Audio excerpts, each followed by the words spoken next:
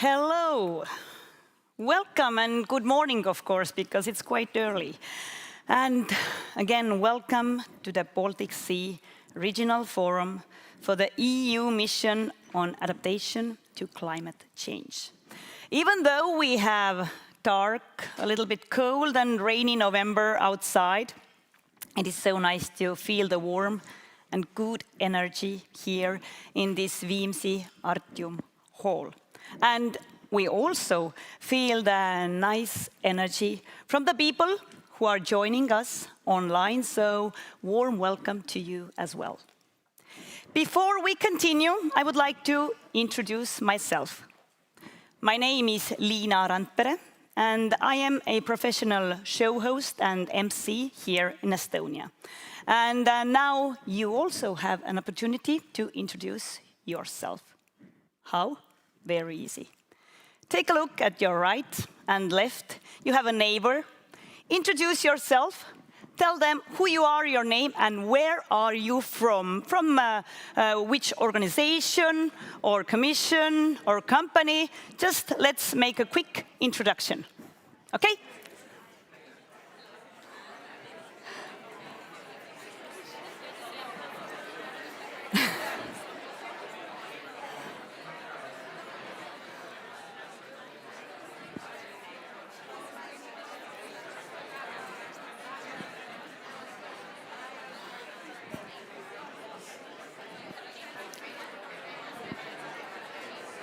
So, nice energy in the room. I think that everything is getting clear now. And I would like to have your attention again. Yeah, I can understand there's lots to share. And fortunately, we have the time to talk, to share your knowledges, your experiences, your ideas later. We have thought about that one also. So that went perfectly, and I would also like to know a little bit better who we have here in our audience today. So would you please be so kind and raise your hand if you are connected with some kind of project. Ooh, quite many of you. Yes, thank you. If you are regional authority, yes, hello. Academics, quite many. NGO, non-governmental organization, few of you, hello. Policymakers, politicians, yes, hello to you too. So, very nice to meet you. I also know that today we have representatives here from Estonia, Latvia, Lithuania, Denmark, Finland, Sweden, Norway, Poland, and northern Germany. So, quite colorful. Welcome again, everybody. And now that we know everybody and each other a little better, we can continue. Today's forum, the Baltic Sea Regional Forum for the EU mission on adaptation to climate change, is the second regional forum, and it is co-organized by the European Commission, Directorate General for Climate Action, the municipality of Viimsi, and also the city of Tallinn. So really, special thanks to Tallinn and beautiful Viimsi. Today's forum purpose is to showcase concrete measures, making a difference across the Baltic Sea region. We believe that everything will be accomplished through the mission projects. We also encourage you to network, learn from one another, and co-create solutions together. And now I will share with you a brief overview of the program. Quite soon, we will hear a keynote presentation from Secretary General of Estonian Climate Ministry. We also hearing a fascinating panel on growing climate risks in the Baltic Sea region and financial solutions. After the coffee break, we will have parallel interactive workshops where also you can join who you are online. And at the end of the forum, we will have a lineup of brilliant speakers bringing content to life. And also in the foyer, we have exhibition of diverse projects across the region. A little bit about housekeeping also. We have open Wi-Fi net here, no password needed. Please put your mobile phones on silent. And for the information, this meeting, this forum is being recorded. And just in case, there is no scheduled fire drill. So if the alarms sound, just nicely, quietly follow the signs to the nearest exit. And also, important information, the toilets are in the main foyer across the hall. Today, throughout the day, we will use Slido for question, answer. So here's the QR code. And if you insert questions, please keep them up to one sentence and state very clearly which speaker is it addressed to. And if you would like to post photos or information about today's forum to social media, we couldn't be happier. And feel free to use all the hashtags you can see here. So I hope I covered everything. But now it's time to move on. And I'm so pleased to invite here on the stage Mayor of Viimsi Municipality, Illar Lemetti.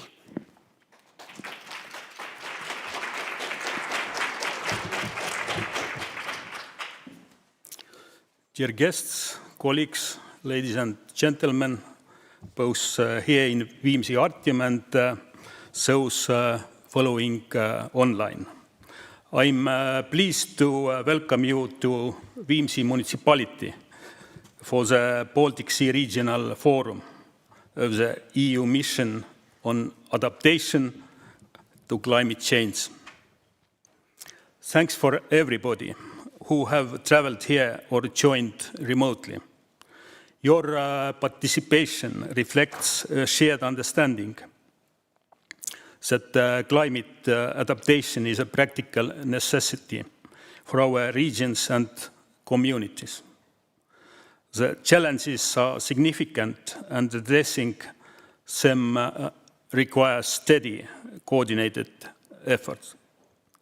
Hosting this forum in Viimsi underscores our municipality's long-term commitment to strengthening local climate resilience.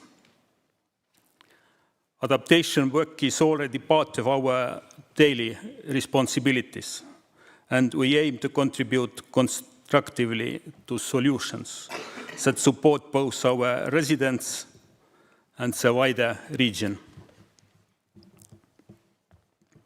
Viimsi is a charter signatory of the EU Mission on Adaptation to Climate Change and an active member of its community of practice.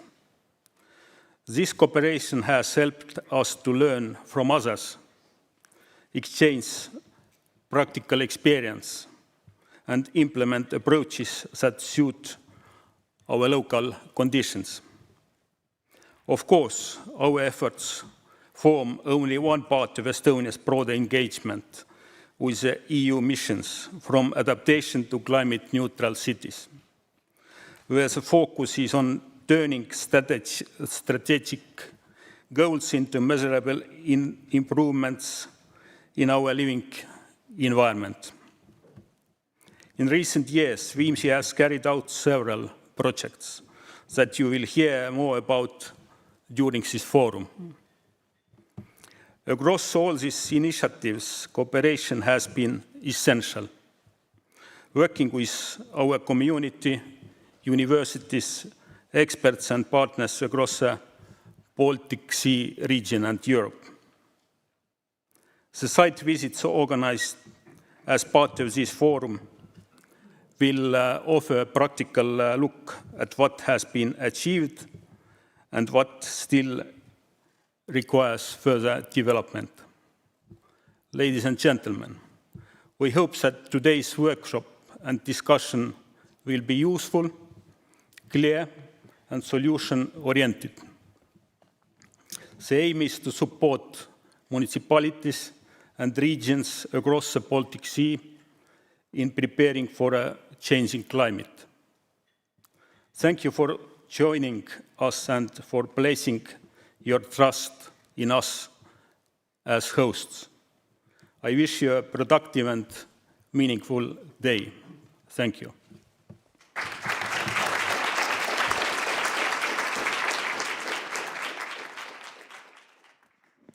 Thank you, Illar. Next, I'm pleased to invite here on the stage Elina Pardam, Mission Manager, Director, Directorate General for Climate Action, European Commission.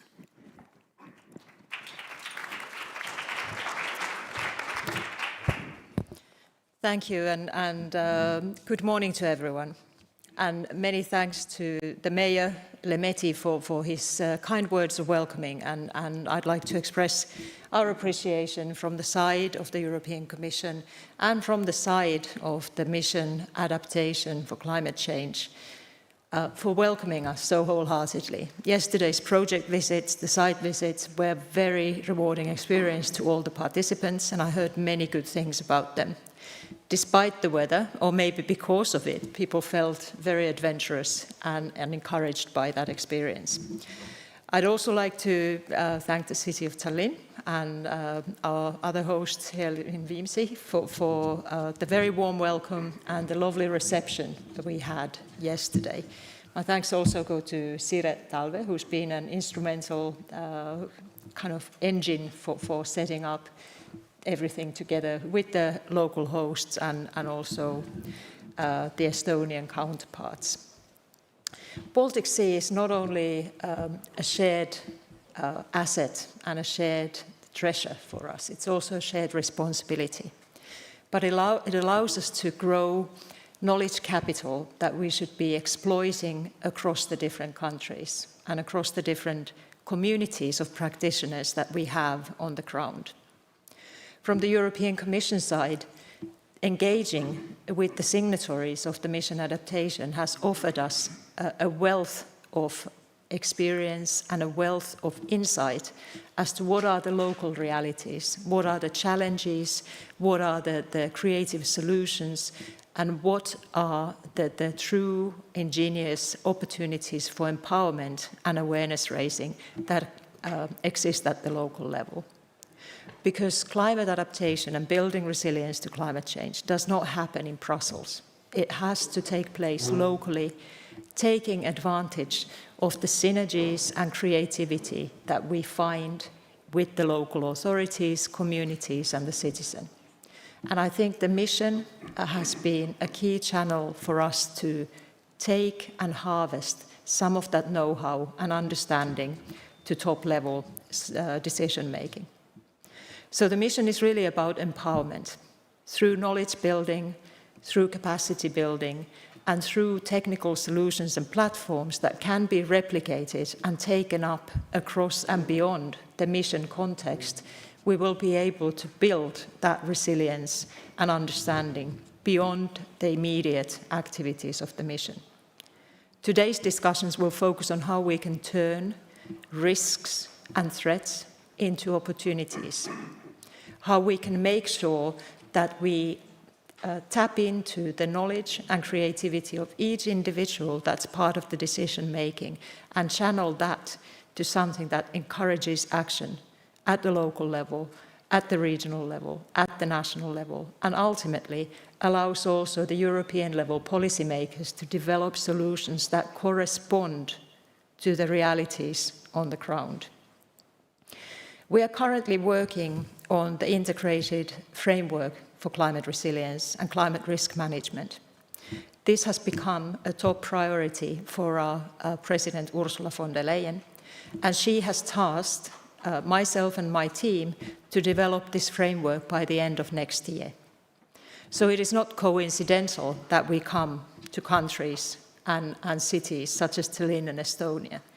It is very important for us not just to understand the big European member states and their challenges, or the perspective of Brussels, but we truly and genuinely wish to work in a co-creation mode that allows us to deliver something that works for the people on the ground and corresponds to the challenges that they face. So I look forward to today's deliberations. We'll have a panel discussion, we'll talk about the solutions in the workshop, and we have a very important launch of the national hubs taking place this afternoon. With that, I would really like to wish us all good levels of energy, invite you to exploit all your creativity today, and also challenge the existing and present assumptions, because not everything is right from the outset, and it is through challenging that we can find the solutions. Thank you.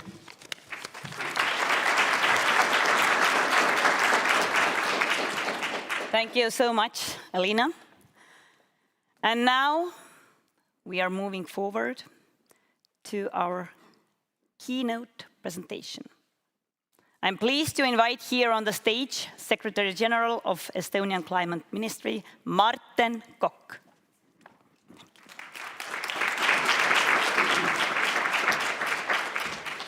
Yes, very good morning to everyone, and it's really true. I am the new Secretary General of the Estonian Climate Ministry, which is a fantastic job. So we're covering everything from building high-speed rail to taking care of the birds during the nesting season. So it's a wide variety of activities.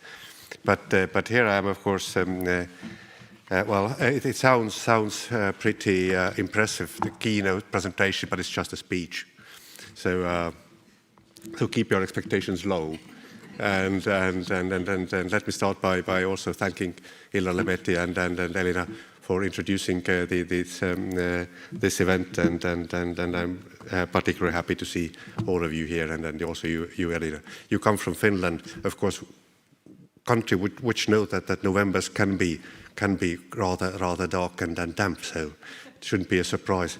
And I've been living 15 years abroad, so I'm happy to see it's still the same.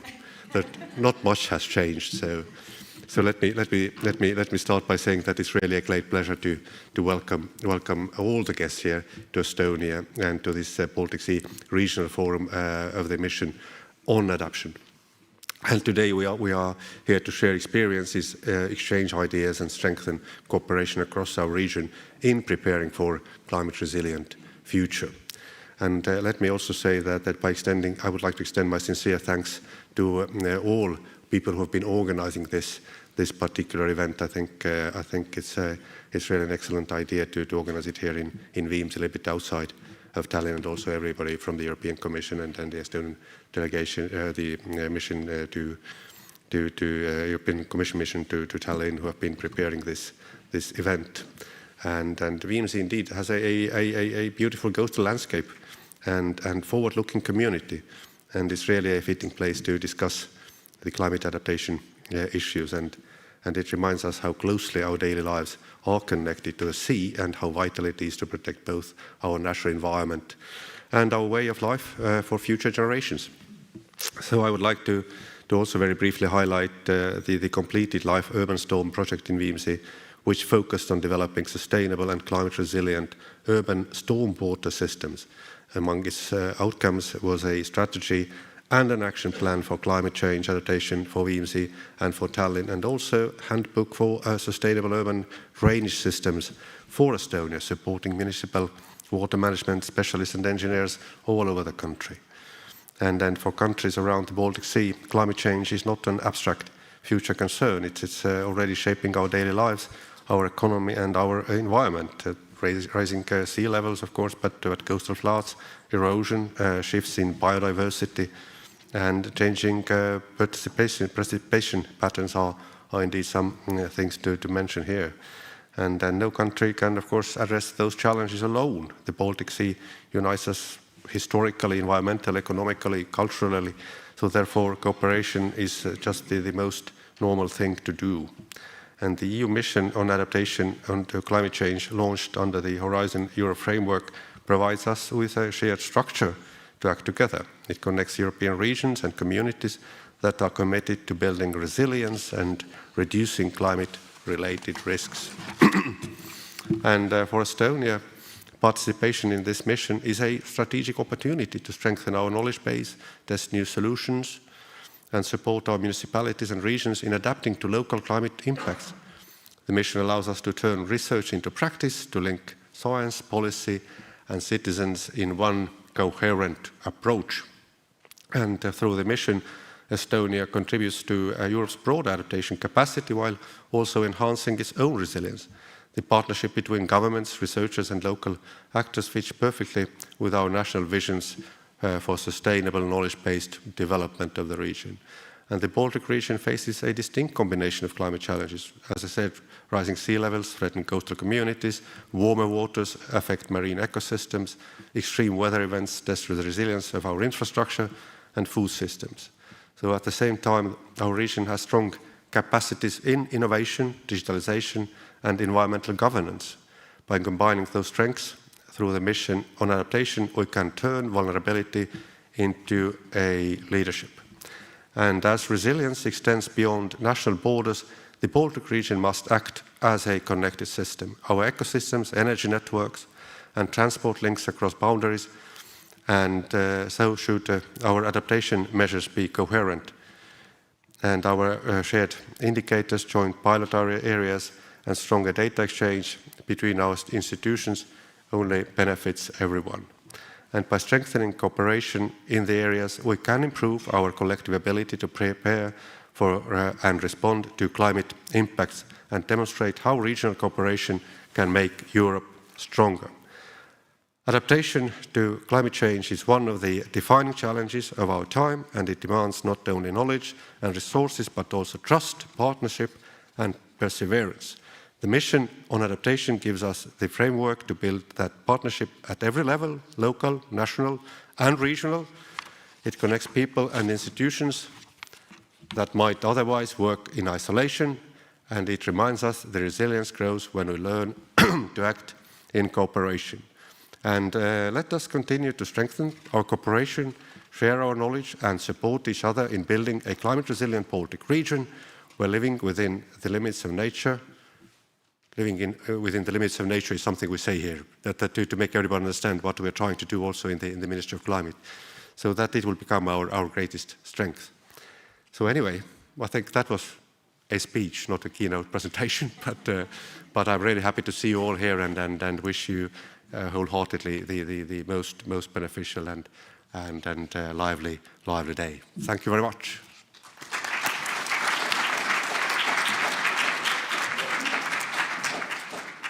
Thank you, Martin Kokk. And let's see if we continue with the keynote panel now. Maybe. We are moving on, as I said, with a panel. Adaptation in the Baltic Sea region, growing climate risks in the region and financial solution.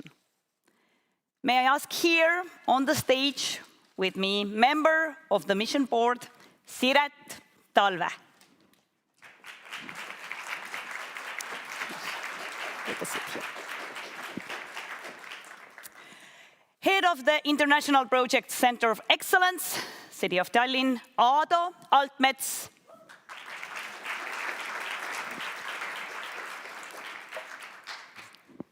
Thank you. Committee of the Regions, Niina Radilainen.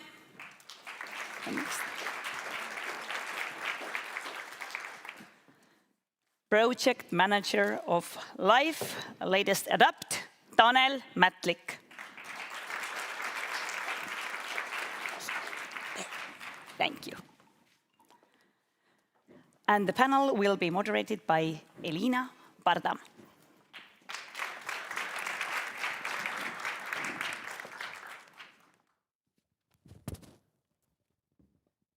Very good. So good morning again. And I'm not going to repeat my opening remarks, but we will rather get right into the business of what we're doing.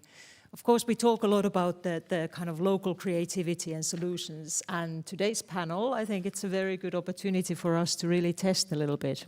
Are these local actors and doers, are they really so competent and creative as we expect? And how do they put things to action? And I would like to start by challenging Siret, who's been the one who's invested a lot into the development of these activities, and ask you really about, the framing of our event today is about Baltic Sea Regional Cooperation. Can you unpack a little bit what this cross-border cooperation could mean in practice? And how can we take those local and regional experiences to inspire European-level action? Yeah, thank you. It is really sounds like it is exam for us. But yeah, let's then start. I would say that the Baltic cooperation has long history, and it was the first region that created the regional strategy within EU. And it is from 2009. And when the strategy was created, immediately started also the cooperation to kind of implement the goals put by the strategy. And of course, the goals are very versatile. The Baltic Sea is something that really separates us. We are on the different coasts, but at the same time, it is something that is also connecting us. And the state of the Baltic Sea has been the first kind of basis for the cooperation since 80s, 70s. We have also the HELCOM, and so in the field of environment, this Baltic cooperation has really long traditions. And there are also these economic goals, but also the climate change adaptation has been the goal within this Baltic Sea regional strategy since beginning. So, and there was immediately designed also the financial tool to support the implementation of the goals, and it is this Interreg.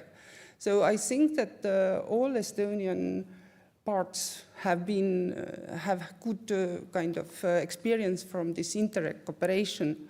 So we have had the Interreg for working with Nordic countries, with South partners in Latvia, Lithuania, and also we had a long tradition to work across our east border with Russia. That is now, of course, stopped or finished, I don't know. But yeah, it has been kind of created a lot of good developments in the border regions. And now with the mission, I think that the new kind of cooperation possibilities have been created, and the mission projects, we can also see that there is a lot of partners in the Baltic countries and also in the Nordic countries. So the networks that have been established earlier kind of continue the work also now. Thanks so much, Siret. And you brought up the issue of Baltic region cooperation, the Baltic Sea cooperation. And I think all of these countries are facing a similar new challenge, which is the challenge of aggression by a hostile state. And in those contexts, it's very important that we are able to bring the climate resilience aspects as a security parameter as well, which is very important that we don't lose sight of the long-term threats that actually make our societies vulnerable already today, but that we bring about the arguments that align our activities, our cooperation with the broader context. And I think that's something that we can also do across the regions that face the similar evolution of political priorities. Now, picking a little bit more to the city context, the urban context, I'd like to ask you, from your perspective of the international project for Center of Excellence, in your activities at the city level, how have you seen innovative solutions and innovative approaches become a reality when engaging at the city level? I think it's on. Thank you. And also greetings from neighboring local government. It seems to me that we in Tallinn have been very active in initiating and also implementing different kind of projects. And during last years, I have seen that, I don't know, maybe not most of them, but a big part of them are dedicated to our environment. They are connected to different issues of climate, and I can say that there are dozens of them, and experiences are quite big by now. I wanted to highlight some two types of different projects we have implemented last years, and all these projects, all these approaches are dedicated to such a holistic view of urban development.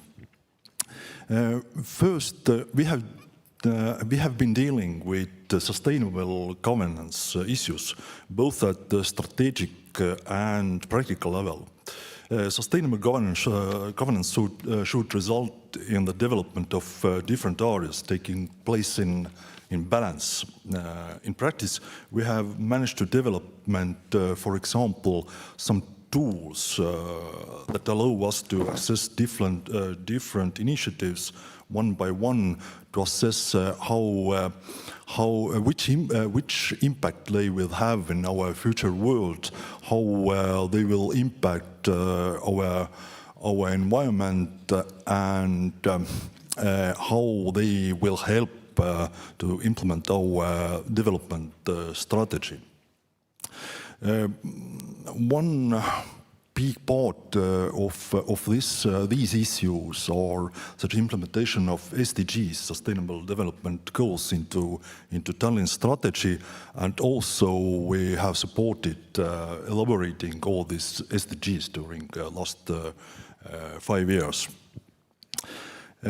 And the second, this practical example is the other big tool we have used last years. This is our digital twin. Our digital twin is pushing us in complexity, so that we, with every strategy, every planning, and every project, we should consider different data, different spatial conditions, also different stakeholders. And also, as Tallinn is quite famous for its digital development and maybe now also AI solutions, it means that we have good ground for cooperation with our stakeholders in our city, but also with partners from our neighboring countries, from the other cities, universities, and so on. And also, I want to highlight that not only technical tools, but also very important for us is involvement our public or our citizens into cities projects and initiatives. And now maybe about it only one example. If you visited yesterday, maybe you visited our Vabaduse Square, our main square in Tallinn. Then in address Vabaduse Square 10, there is our we call it Open City Hub, Avalin, which is like an involvement hub for citizens where they can use virtual reality tools to be involved into planning processes. This center is quite new, but I hope that next years, I don't know, maybe not all, because this room is not so big, but active citizens of Tallinn are quite tightly involved into development processes of the city. Thanks, Ado. And I think I challenged you a little bit on the innovation, and you're coming with science fiction almost, virtual reality, digital twins, you know.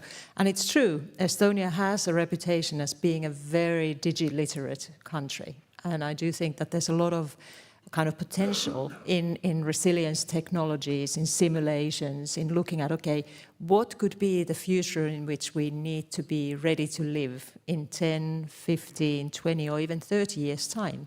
Because that's often the investment perspective. Maybe you allow me a little follow-up question, because you know, it's all very sophisticated, if I may. How would you say that that type of experience and cooperation across regions can be applied to, say, heat stress or flood management in practical terms?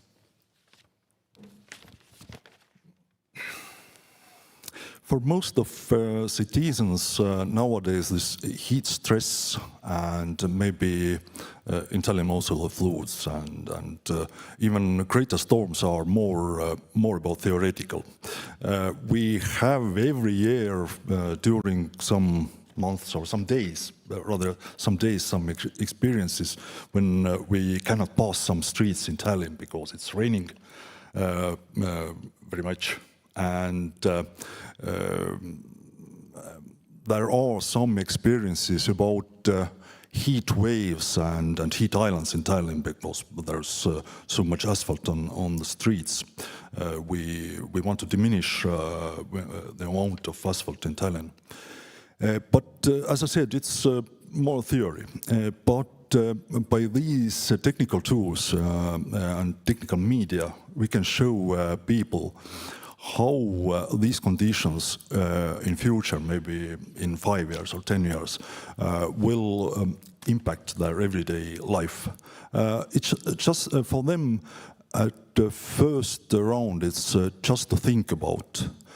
But we hope that that in near future also not only these tools but these methods and these knowledges will be part of their education. So it means that new generation can take measures. They can learn about these topics or issues they are waiting from future. And in 10 years, we can be peaceful that our next generation knows how to act in these future conditions. I think that's really important. It's about being able to visualize the probable reality that comes. But not only that, it's about feeling that you're in control, that you know what's coming and that you have the empowerment and the solutions to do something about it. So I think it's really about preparedness culture almost, and it shouldn't be a spooky or scary thing as such.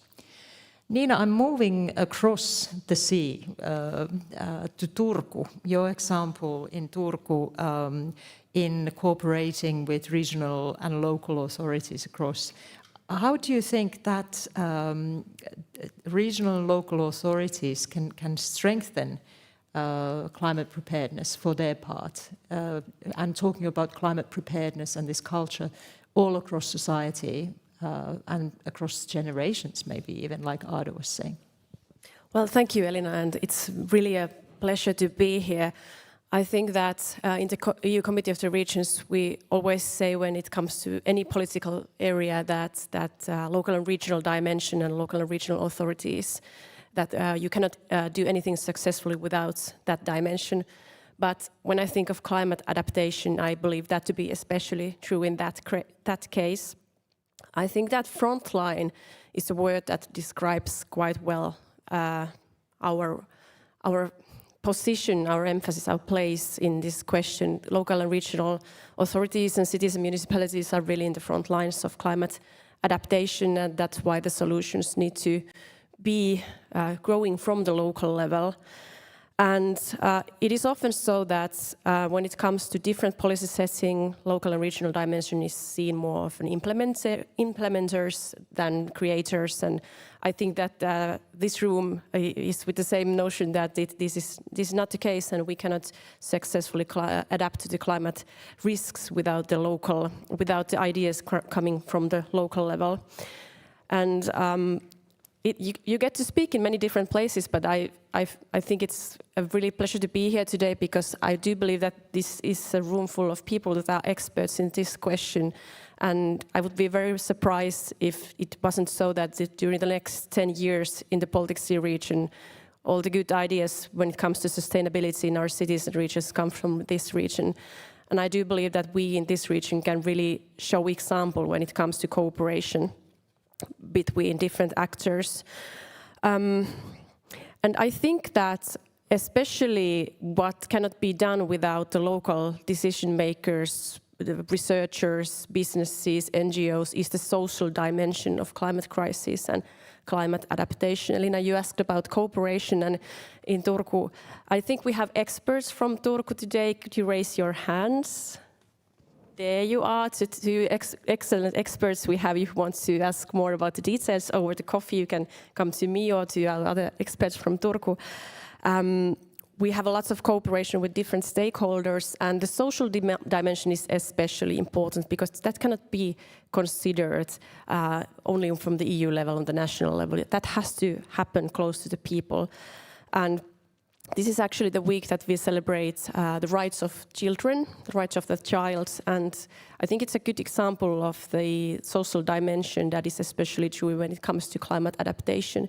It is so much more than the technical solutions or green roofs or city planning, which are important things that we need to accomplish in. But we eventually talk of the people, and people that are most vulnerable, because we know that the climate crisis hits the most vulnerable the most, whether it be urban heat phenomenon, whether it be flooding or so. So considering the local dimension, the most vulnerable groups, inviting the people who are kids, who are elderly people with long-term diseases, to invite them to the planning and consider their needs is something that we only can do in the local level in cities and regions.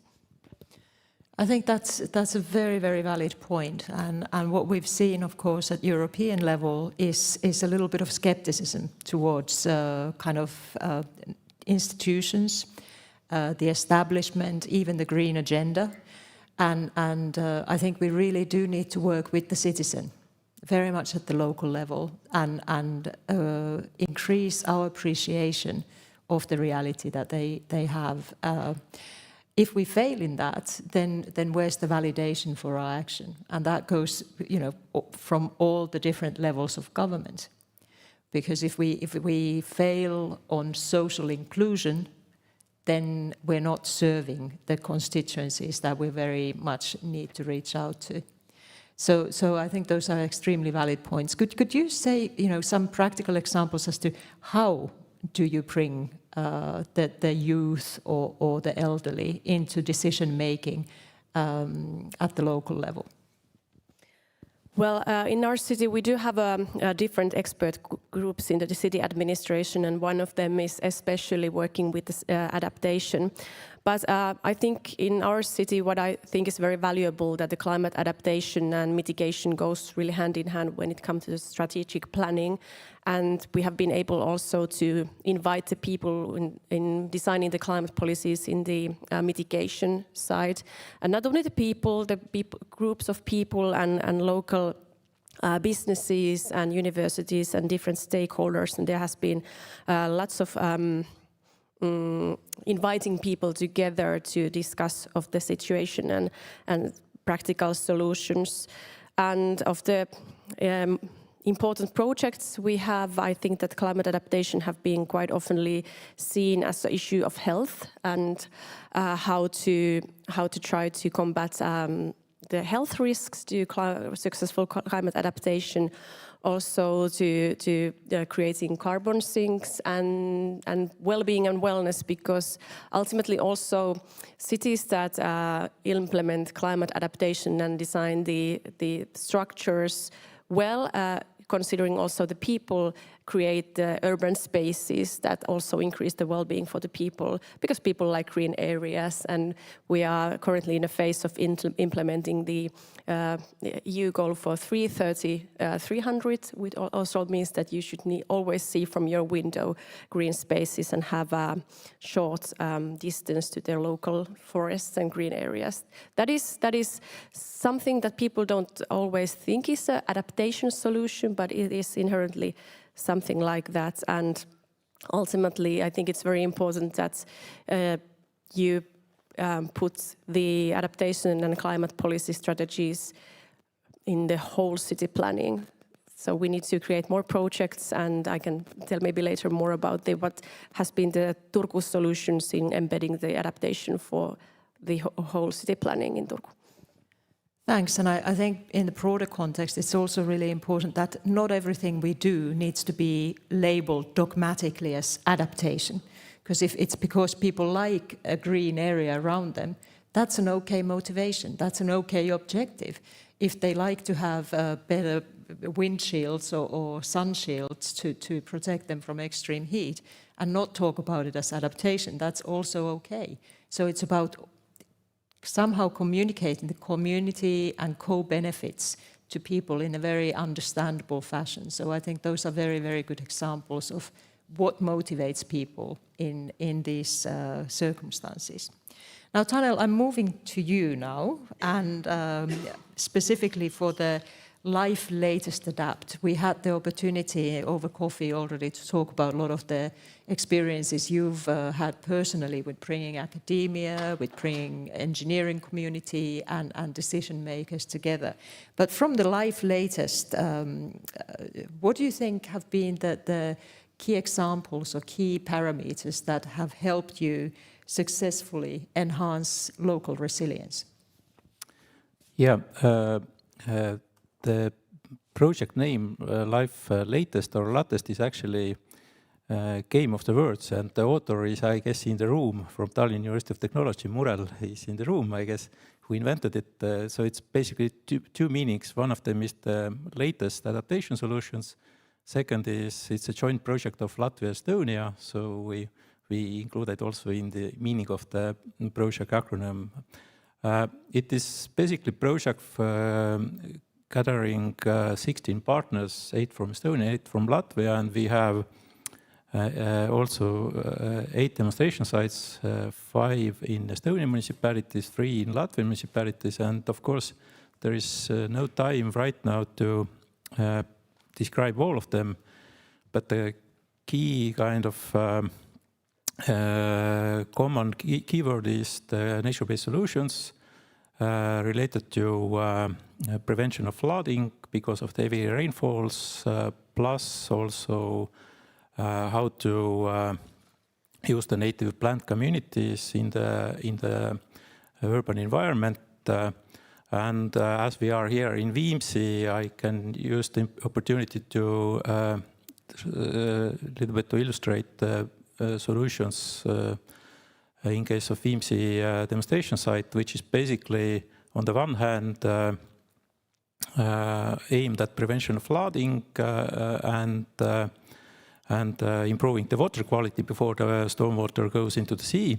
But on the other hand, which I see as a kind of trend in all our project municipalities, but also widely in Estonia and neighboring countries, is to see the nature-based solutions not only as a one function like flooding prevention or stormwater treatment, but more as a part of creating a contemporary urban environment, urban space, which is a kind of has also other functions like recreation for local inhabitants. Why?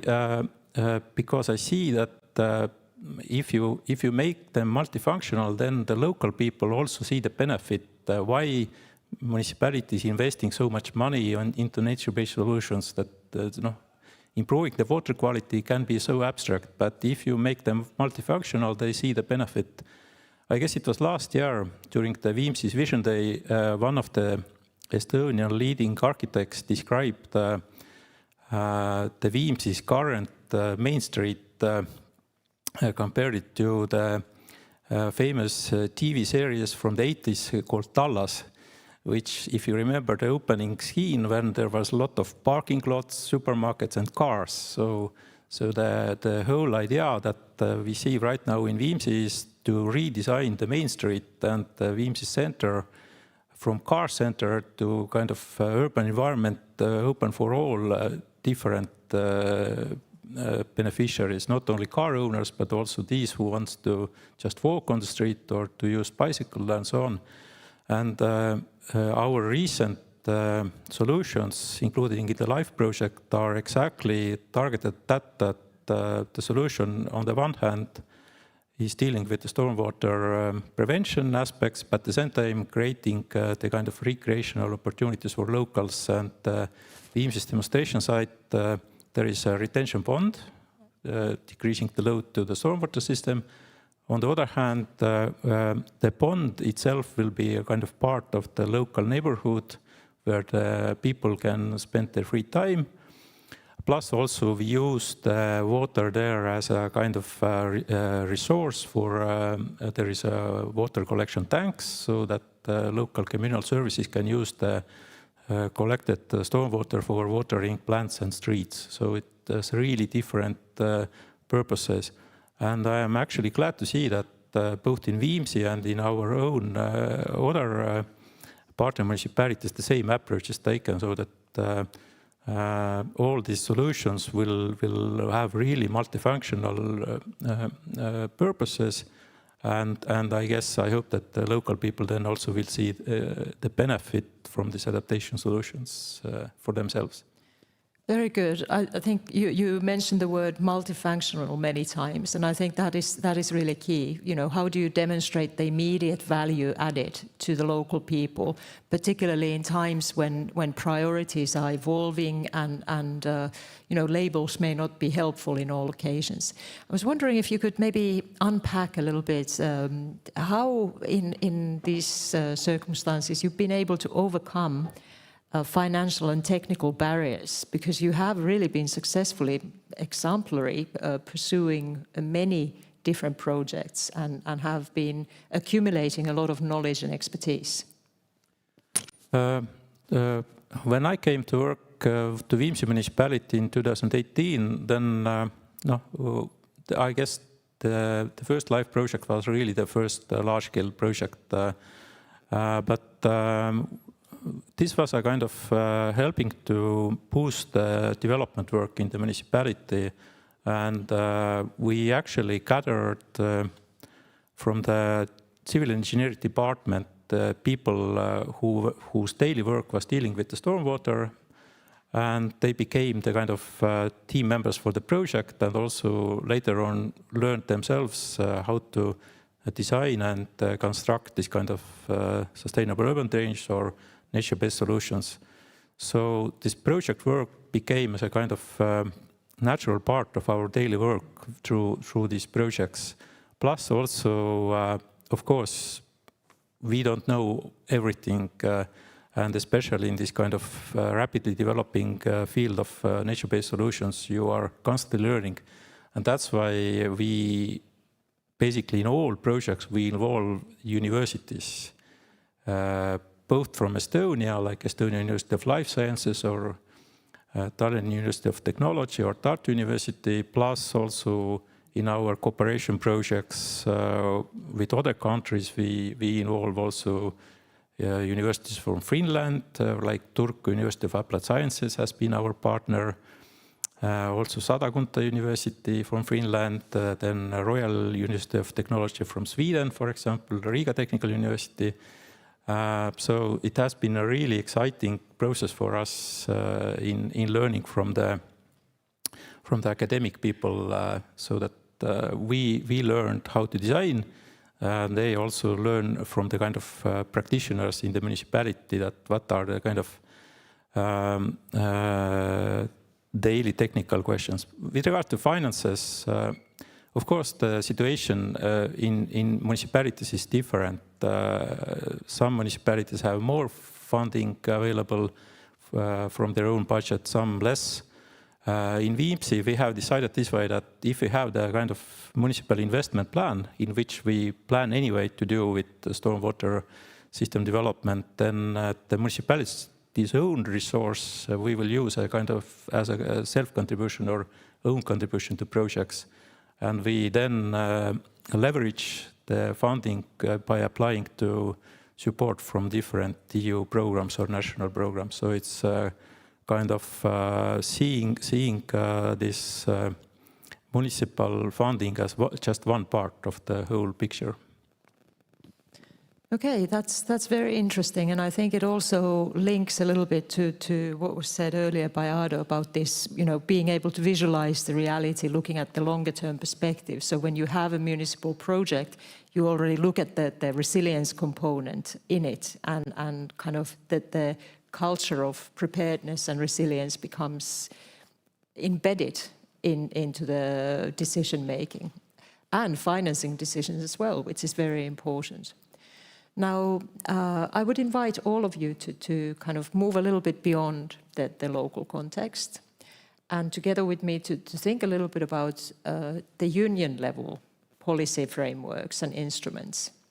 How could those frameworks be harnessed and developed to help and facilitate the knowledge sharing and scaling up of good practices, replicability, if you like, from the local or city level, municipality level, to a broader, and what would be the kind of signals that you would need in your daily work from the union level to encourage the uptake of these practices? And maybe we go back to Siret first. Yeah, and thank you. I think that of course, as Tanel also already told, that we have different municipalities, and some have more possibilities in terms of funding, and some have less. And what is the problem in Estonia? That we are, as a country, we are small, but our municipalities are even more smaller. So you probably, I don't know, you have recognized that Viimsi has also only 23,000 citizens, but they are located next to Tallinn, and they are doing well. And I think that this political commitment that they established this unit, they hired the first person to start to develop the projects and take really the information, the availability, what EU is offering, and to the local level, and started to address this possibilities with the local needs. So that is important, but in many municipalities we don't have such capacity yet. So I really appreciate that we have 5 municipalities joined the mission, and I see that we need to really start to more spread this kind of experience and success within Estonia, and I think that to other municipalities to kind of encourage them, because with these projects also the funding is coming, and they can raise their capacity, and the possibilities offered by mission, I mean this networking and also the resources that are shared is a big kind of help on the national level also to spread the knowledge. What we have kind of the tool main is these adaptation plans. On the EU level, in the peak regions, they have separate adaptation plans, but in Estonia, we have took the approach that this climate and energy plans should cover also adaptation. So we put it all together, and at the same time, this approach how to develop these plans is not really fully kind of agreed. For example, in Rakvere, last week we had this event in Rakvere, and they told that they have two plans. One is done according to the international or kind of EU approach from this covenant of mayors, cities. And then the other is supported by Estonian Investment Center. And so they are slightly different, and so they have two. Same. And so I think that we can really learn from the EU level kind of support and this regional adaptation support tool, that we should spread more this in Estonia and also in other countries. So I think that there are resources, but we should more be aware about. Yeah, I think it's very true. There are quite a few financial instruments and capacity building platforms that are available, but it's not always self-evident how you can apply for that support. And I also think it is quite disturbing in a way that when we have very scarce resources with smaller local governments and administrations, that we would be actually not working on one plan, but two plans. So maybe we can look at some way of harmonizing the good practices and really trying to not overburden already stretched administrations with too many methodologies and too many solutions. And I think the mission adaptation has been aiming to really bring a method with the pathways for resilience and other stages that go from the local situation, but apply a methodology that's then transferable and allows also for cross-regional communications. Ado, I'd put the same question to you. If you had a Christmas wish as to what kind of frameworks or instruments we could have at the union level that would allow you to better scale up and transfer these good practices, what might it be? What would it look like? Yes, just like formerly Nina and also Siret, now I'd want to highlight the importance of strategic planning in all these processes.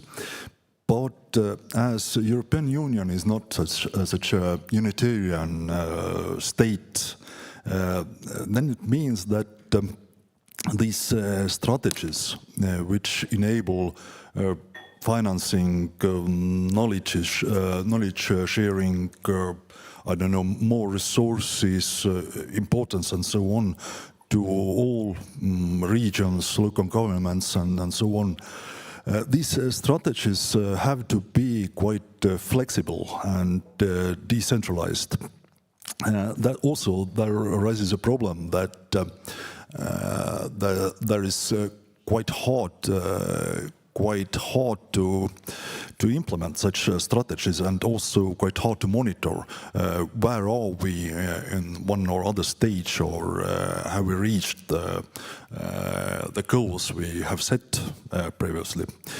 But yes, it means that it's very hard work to do. As I know, next spring in, I don't remember, is it May or June? Then next Baltic Sea countries strategy forum will take place in Tallinn.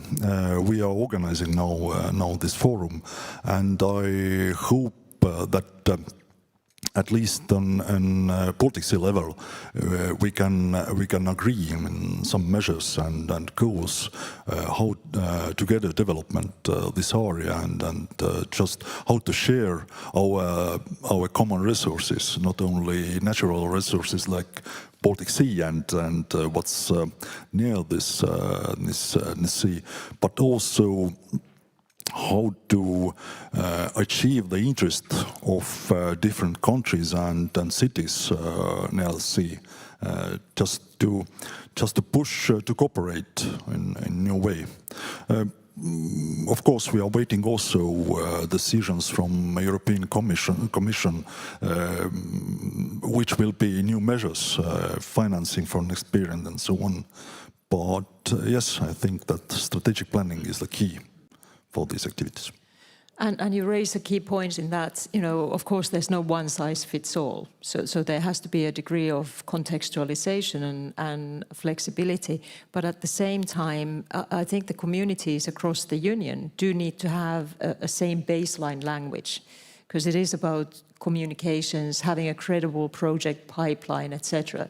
So that there is an area of, kind of creative flexibility and contextualization that would somehow still need to fit into a common language or framework. What would you say to that? Yes, you are right. Maybe I have to look in this problem from standpoint of bigger cities, because bigger cities have.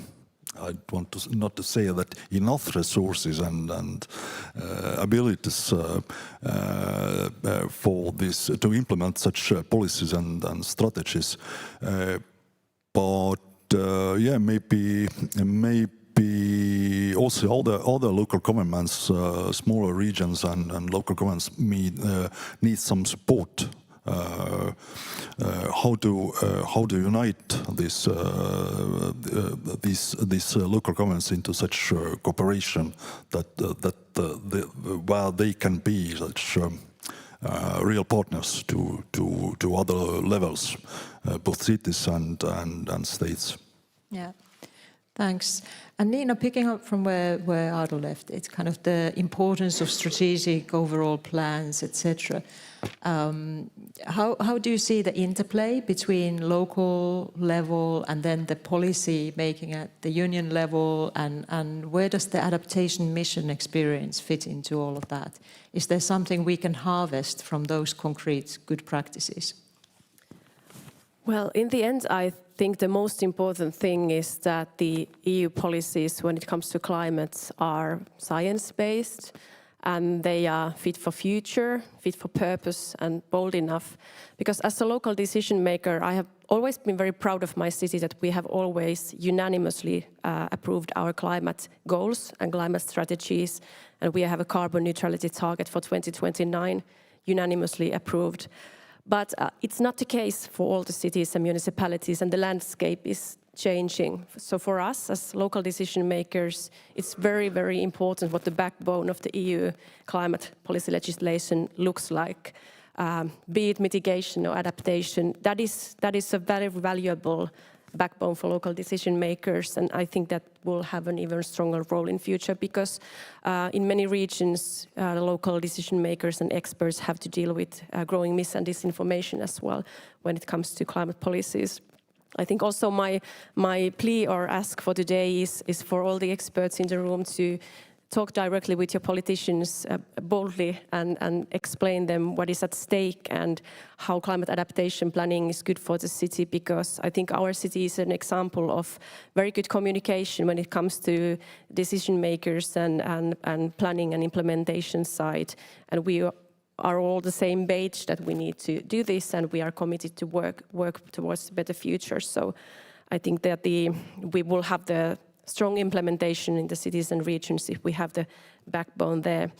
But I think that this event and EU missions is very valued throughout the mission cities in the European Committee of the Regions. I think that the missions have been a very good example on how we can build bridges between the European Union decision-making and local decision-making and implementation, and really find the solutions that are locally fit and also large enough at the EU level. And what I think that, decentralization was said previously, and I think very important in the future is that we keep I have to say a few words about MFF proposal, that we really keep the decentralization idea so that the local cities and regions can be part of the planning processes so that the outcome is also fit for our needs. And what I think would be also good is that I think nature-based solutions have been mentioned quite often in this panel, and it's also a method that my city applies quite a lot. And I sometimes think that some funding mechanisms are so concentrated on new ideas and innovations and technical solutions that we sometimes detach ourselves from the nature-based solutions that are really about reconnecting and restorating and so whatever the funding mechanisms that we need more and in a larger scale are, I hope that there's a space for the nature-based solutions that help when it comes to adaptation solutions. And lastly, I would wish to see, now that we have the COP in Brazil and Belém, and adaptation is very important topic in those negotiations this year, and they are currently negotiating over global goal on adaptation. I do think that we could benefit of good setting of indicators when it comes to adaptation, because we already know as a society of people and cities and regions and European Union what the future of 3.5 degrees of warmth looks like. IPCC has told us this, and we have visualization, and so. But what we would need, I think, in adaptation is indicators that also would show us what the future is if we don't do the adaptation measures. Indicators also would, of course, they would measure how we are doing and what we need to do, but they would also visualize and show us what will take place if we don't take action. So indicators, I think, is also a good way for us to give tools to advocate and really see where we are going together. Thanks. Very good points there about predictability, direction of travel, and knowing where you're going at the union level. And I think what we've seen now with the 2040 finally having been agreed at the level of ministers, hooray, is that we have, a clear indication that we are staying the course, on reducing emissions. While there was, of course, admittance of pragmatism, realism, but we are staying the course. And I think that also applies to resilience building, where we actually get a lot of support for climate risk management from across the different political affiliations. So that's one agenda that very well aligns with the security, protecting of our assets and protecting of our citizens. So I think when reaching out to politicians, we also need to be clear about that point. Tanel, I was wondering on this issue of indicators, because, at EU level, we love regulations, we love policies, and there's been a lot of pushback for red tape, for too much reporting, etc. Is there a European value added in creating a framework that would somehow introduce new indicators? And then, considering that it's often sectors outside of the remit of environment or climate ministries that are exposed, such as agriculture or infrastructure or housing and what have you, where would those indicators best be monitored? Indicators are our kind of important and challenging topic always when we speak about projects and development activities. And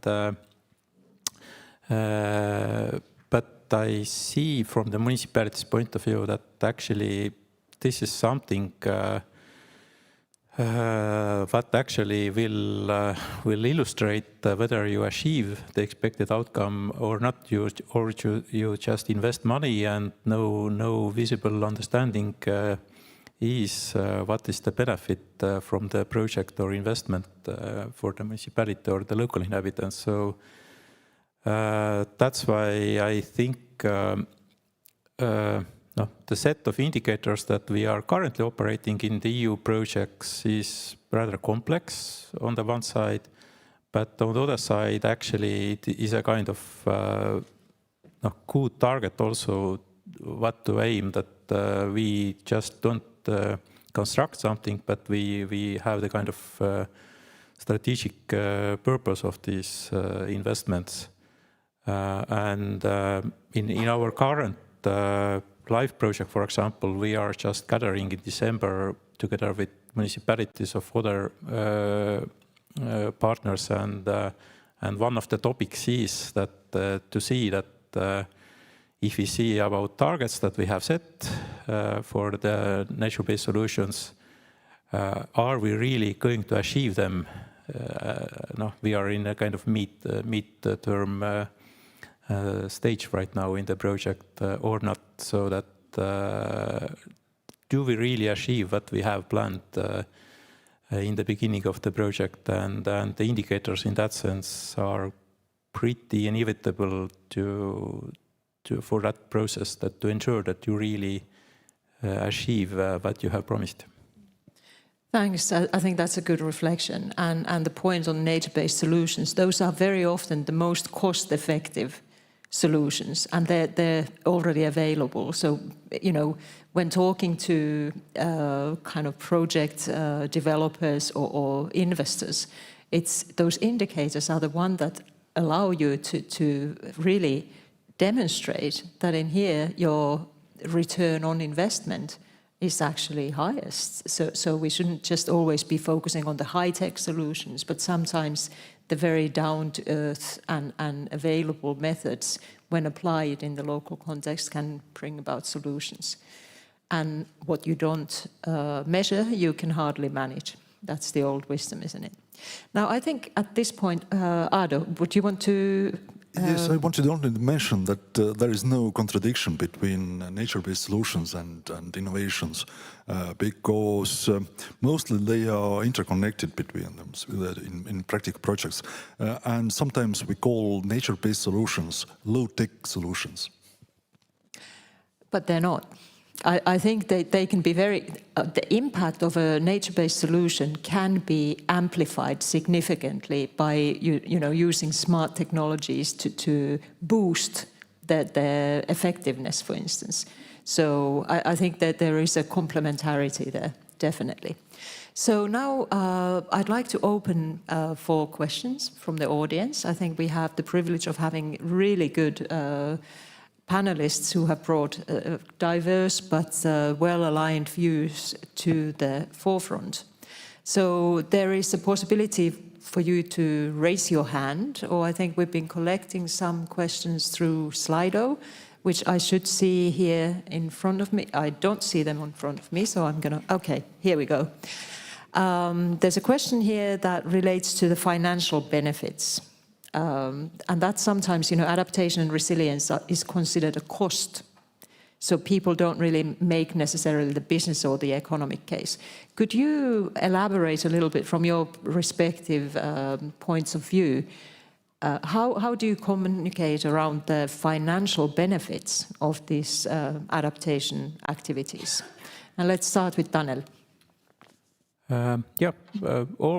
Always when we design the projects and new investments, we always look at this cost effectiveness aspect as well of all these projects. And for example, in case of nature-based solutions, prevention of flooding, there is a very clear cause-result relationship, because if you construct the solutions that prevent the flooding, then definitely there will be a less cost for the municipality in responding to the emergency cases.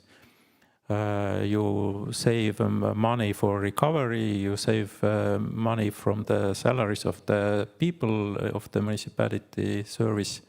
So therefore, definitely, if you speak about prevention part of nature-based solution, then there is real cost effectiveness aspect. Again, also, if you speak about the technological part itself, next to Artium, there is the parking lot that we have with permeable pavement. Lot of other municipalities have asked us that probably this is so expensive that the nature-based solution using this permeable pavement is probably so much cost more than the usual asphalt pavement. But in fact, we made the calculation and it was only 9% more expensive than the usual parking lot with asphalt cover. So again, it demonstrates that actually you don't need to spend that much money and you get the kind of additional benefit with reduction of the flooding and the related costs. So it's about avoidance of future damages, paying forefront rather than paying for recovery. I think that's a fantastic point to be made. And integrating the resilience thinking into the regular decision making. Ada, you seem ready to take your mic up, so I'm going to pass it over to you on the same point. And maybe we can fold in some of these other elements which relate to the budgets. That there are lots of pressures on the budgets. How do you justify resilience investment versus other priorities? First, my point was that these climate change activities can be ground for new business ideas and new businesses. Also, we have some experiences from Tallinn. But the other question was,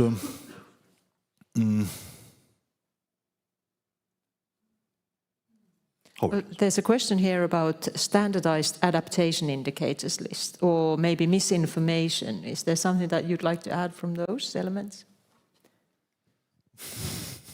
Difficult. I think we all kind of engaged in this battle of narratives where it's all about what costs and what prioritizes. Is climate change all a hoax, or how do we take it forward? Maybe I can turn to Nina at this point. You mentioned misinformation specifically.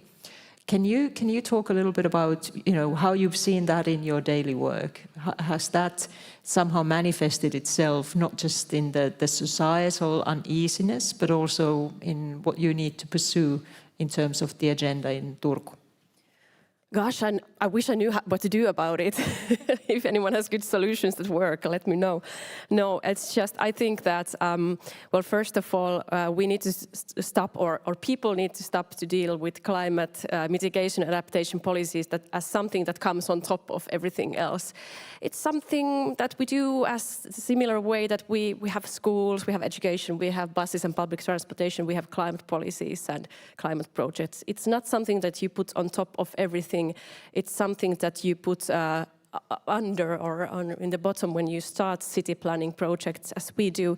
You mainstream the adaptation policies and planning, and I don't think it has to cost more even, because much of the solutions are in the variety of what you do already, and when it's part of the planning and implementation, it's just part in everything you do. I don't believe that we should always put a price tag on the climate policies, adaptation policies, because we don't do it to other city functions even so in a different way. But the mis and disinformation, I don't know.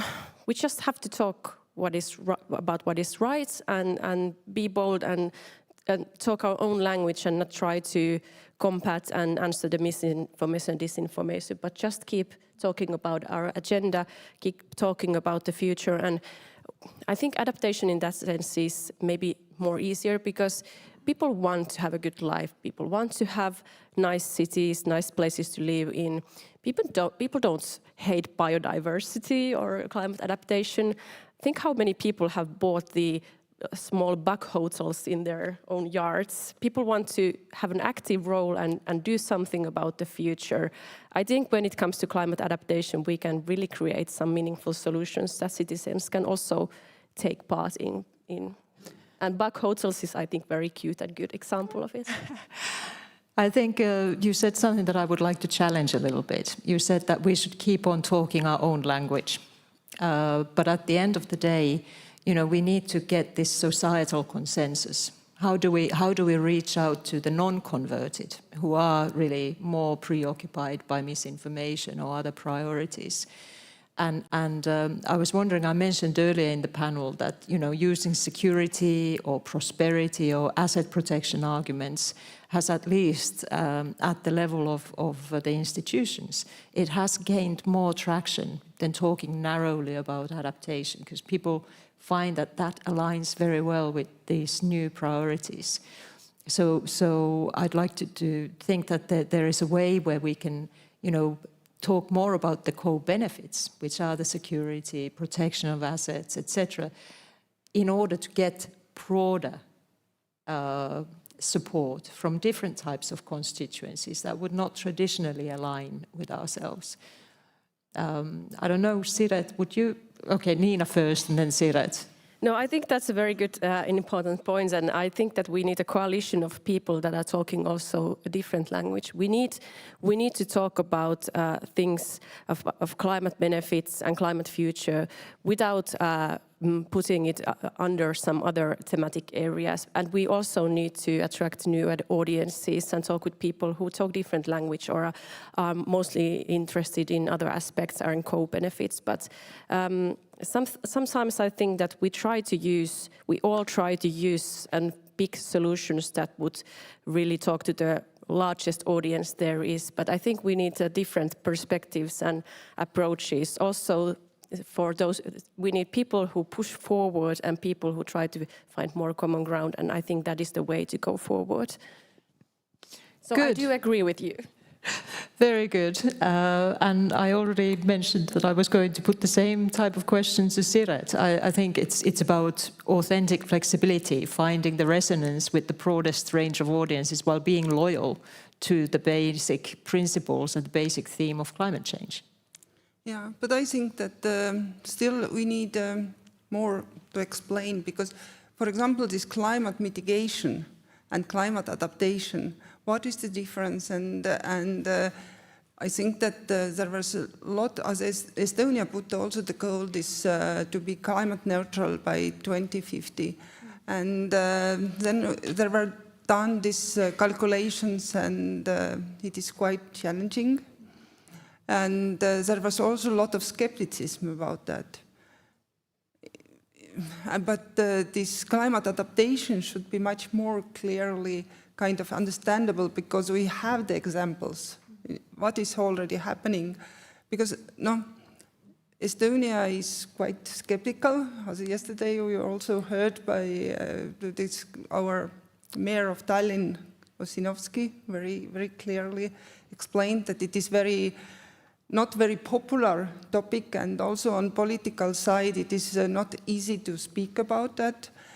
But because there are still quite a considerable part of society who say that there is no climate change and it is not because of people. So it is challenging to educate, to explain, and in current political and economic situation to get attention on the topics. But as we heard today, this panelists, that it is not only about the green or climate. It is all about the economy, about the education, society, our livelihood, and it is so wide. But yeah, I think that we should kind of use maybe stories to tell that, for example, that we could look that our world is like a house, and there is a fire. On the Baltic Sea, maybe it is not so that we see the flames. Maybe it is quite mild. We feel the smoke, But should we care? And to really feel that we are in the same house, and if it is in downstairs, the fire, but if we hear even rumors about that, we should always pay attention and understand that it will reach us. And yeah, this science-based. These messages of science to get really into education and into society. That is important. So it's about awareness and education, but together with empowerment, because I don't think we should be in the business of scaremongering. There's enough scary things happening as it is, but really when we give the science, when we give the facts, we also need to say, and this is what we're going to do about it. And I think local level and regional level are key in that sense as well. Any final thoughts from, and I'm looking at Tanel and Ado, who I've been neglecting a little bit in this last round.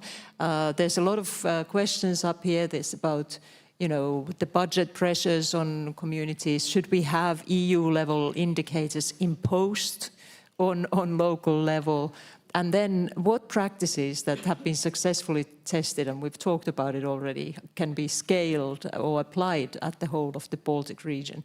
And there's questions enough there for 45 minutes, but I allow you to pick and choose, from a menu, anything that you'd wish to take forward. Yeah, I can comment a little bit about the motivation of municipalities to implement the measures that actually here I see a very positive role of the Estonian national authorities, Ministry of Climate and the Estonian Environmental Investment Center, because they really are helping the municipalities in that process, not only financially, which is also important part of the adaptation measures implementation, but also the kind of networking part that, for example, our current Life Ladestad project never ever could become successful without the help from the Ministry of Climate of Estonia, who helped actually to gather together these 8 Estonian partners, the municipalities and other organizations in one large project that without the support from the ministry, we never ever alone could be able to do it. So that I see that the role of the national authorities is very important in this kind of small countries like Estonia. On the EU level, we Viimsi were just part of the technical assistance of the mission. And here I also see again that if the technical assistance provided by the European Commission could help municipalities both in the strategic planning, but also in the development of the technical solutions themselves, it would be great because, like we said before, municipalities are different, especially the small municipalities do not have enough expertise both in strategic planning, but also in the kind of technical development of solutions. So that's why I really hope that this technical assistance provided by the European Commission will expand and provide this support.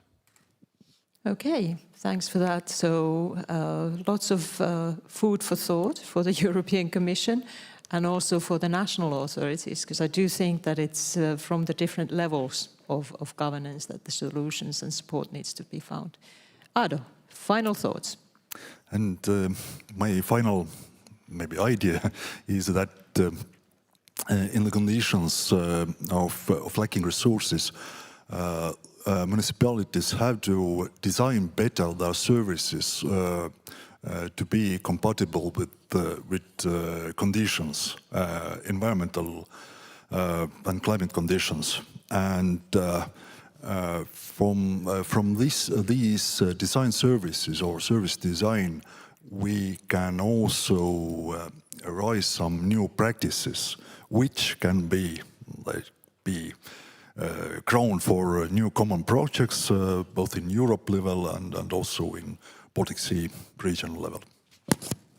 Very good. So what I take away from here, and I take away many things, but one of the things that comes across a lot is this culture of preparedness, how it needs to be integrated, how we need to be able to visualize and demonstrate what the realities would look like in order to design the policies and activities that support.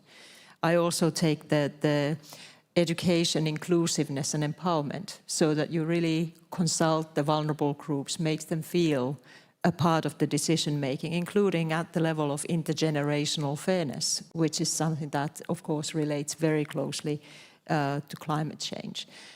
And clearly, signals, predictability from the union level, from the national level, that helps align policies, project pipelines and practices to a way that allows us to have a concerted outcome for the best benefit of activities. So we all need to be agile. We all need to be reaching out beyond the converted, especially in these difficult times. And I hope that in the preceding workshops, we will be able to unpack this further and come back to it when we reconvene in this setting. I'd like to ask you all to join us in thanking the panelists with a hand, and then I'll hand over to the Maestro of Ceremony.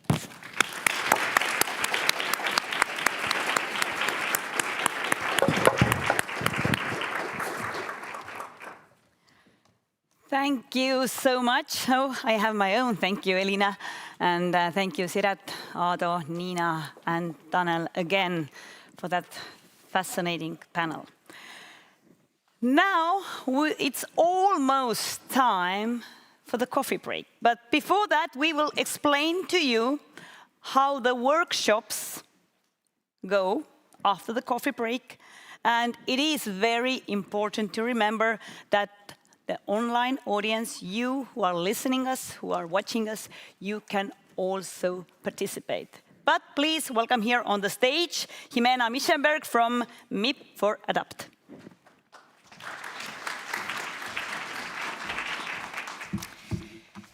Thank you very much, everyone.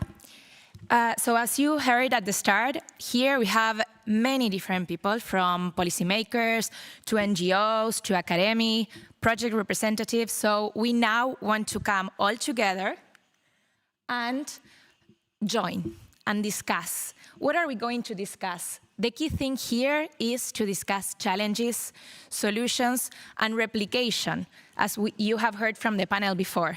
What do we need for replication? The contextualization that it was mentioned, the local reality that needs to be considered.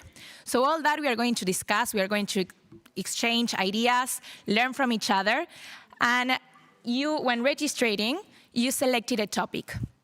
So we have heat management, water security, coastal resilience, and urban greening.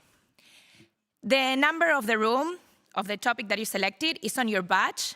Yes, you will find it there. So room 1 and 2 will be upstairs. Then room 3, 4, and 5 is in this same floor. And the room 3 and 4 is, when looking at the doors, to the right. Yes? So we are going to divide each other into these rooms after the coffee break. You will have, the workshop will start at 11:05 EET, and for the online participants, it's going to start also 11:05 EET or 10:05 CET. Yes? So in each room, we are going to discuss. We are going to also hear from mission projects. Yes? And there will be different facilitators from the MIP for Adapt team, the mission board, that will be there to support you. You will have paper, post-it, markers, so that you can interact and write ideas. There also will be a QR code for Slido. And then we will have a conclusion setting in each room so that you can select a rapporteur, so that when we come back here in plenary, we can hear from each room all the ideas that you have exchanged, all the solutions, the challenges that you are facing, and the needs for this replication. For online participants, you will be able to click on the Zoom link that you were provided, and the setting will be similar. You will select from the different topics, and you will discuss in the same guiding questions as the in-person participants. And when we reconvene here, we are going to hear from the online participants, because we are going to read their answers as well, and from each room that you will be participating. So I don't want to extend it any longer because I know that I am standing between all of you and the coffee. But thank you so much. We will let you know when the time comes, and we will help you to reach your rooms. Thank you.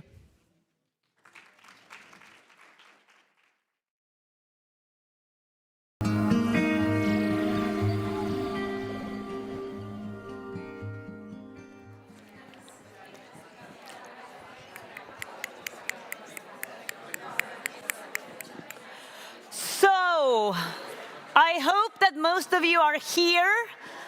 If someone is still at the door, please come inside, take a seat, and we can continue with our second part of the forum. And I really hope that you had a very lovely coffee break, and then followed by inspiring, hopefully, workshop session. So now I would ask Jimena Mischenberg from MIP for Adapt again here on the stage to give us an overview, or maybe she just leads the overviews and the main ideas of the workshop. Thank you. Thank you. I don't know what I'm doing with the slides, but if we can get the QR code as well. Can you help me, maybe the operation team? Thanks. So, thank you very much, all the groups, for a very fruitful discussion, I'm sure. And we are now going to hear from each room. Each one of you selected one representative, one rapporteur to showcase a summary, a 2-minute summary. I will be counting. Because we are a bit behind schedule. But yeah, I just want to highlight, please remember to also put all your answers and thoughts and key messages that you're taking home on Slido as well, because we are going to use Slido for developing the summary report of this great forum. So please remember to also put it online. And now, without further ado, I would like to invite room 5. So, room 5, urban greening. Yes, we are starting from behind, indeed. Yeah, you were not expecting it. So, please, tell us, I think that a mic, can we have a mic, or should they? Or I can come here. Yeah, come here, yeah. Okay. Come on. Hello, greetings from Group 5. So we had a discussion about urban greening. We had a lot of colleagues from Estonia in different municipalities, different centers. We also had Finland, and we also had a side guest or surprise guest from Croatia. And we had a very fruitful discussions about challenges and some of the solutions. As you can see, the purple ones are challenges, always the most of these, but we talked about a lot of things, but when we talk about urban greening, I think one of the most important topics is the public perception. Of course, the citizens, but also politicians and also the local authorities, and working together and getting over the perception whether urban greening and biodiversity is scary or ugly or beautiful, and all of these kind of challenges I think all of you have back at home. So I think the public mindset is the biggest challenge that we discussed. Of course, professional experience, advice. We talked about the native plants, not having enough of native plants, and also the demands for using local species to promote biodiversity, to promote climate resilience. Of course, the biggest challenge why we're all here is the climate change. That we didn't discuss as much, but all of our issues come from climate change. So that is being said. As you can see, a lot of challenges, but I think these were the most important ones.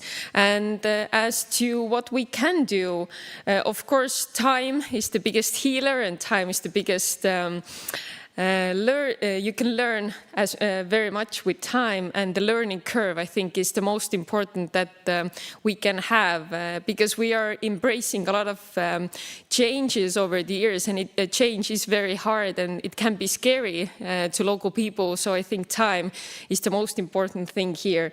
But of course, we need to experiment to know. So that is also a solution, because a lot of times we don't know how to do something or what is the best solution. So we really need to experiment to see what is going to happen. We had very good solutions from different countries. For example, in Finland and also in Croatia, there is the green factor tool, named differently, but the idea is the same. So when we talk about developments and the new areas being built, the greenery there, the percentage of greenery and the quality is very important. And that also gives us the room for having more biodiversity. And also a very tiny remark, we can also give out a lot of free knowledge to people. This is what they actually expect and what they wish for. So we can have landscaping advice, and we can also have tiny support for them. So this is what we talked about. Thank you. Thank you very much. Thank you for sharing. Now we are going to have room 4, coastal resilience and sea level rise. Thank you so much.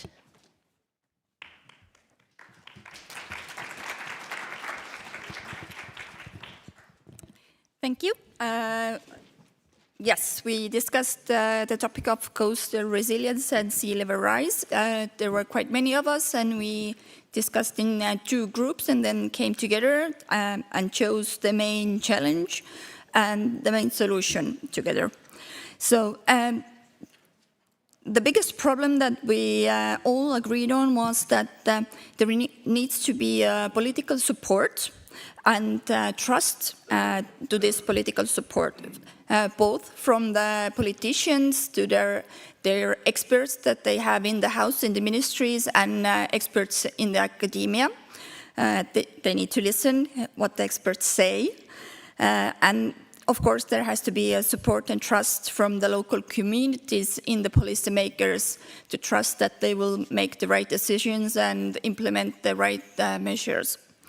There is a big need for a digital solution for all Baltic Sea countries to have a common sea level rise monitoring way in real time that also gives warnings and gives information about the weather conditions and different environmental parameters.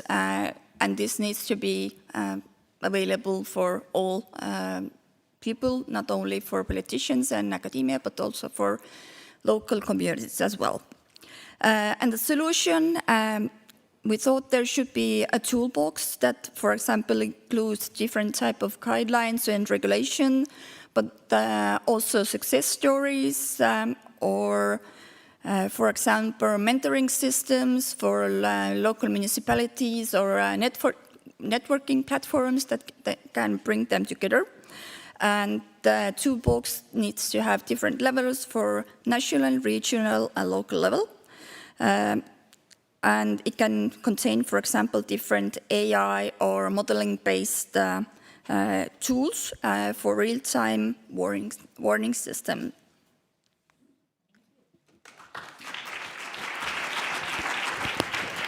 Thank you so much, room 4.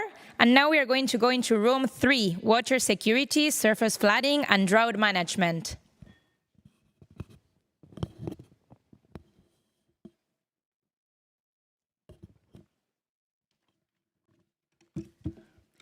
So we had 3 tables participated at the workshop, and we started with the key challenges, and we talked about wetlands, stormwater, flood, water security, drought, water pipes, runoff water management, and land planning.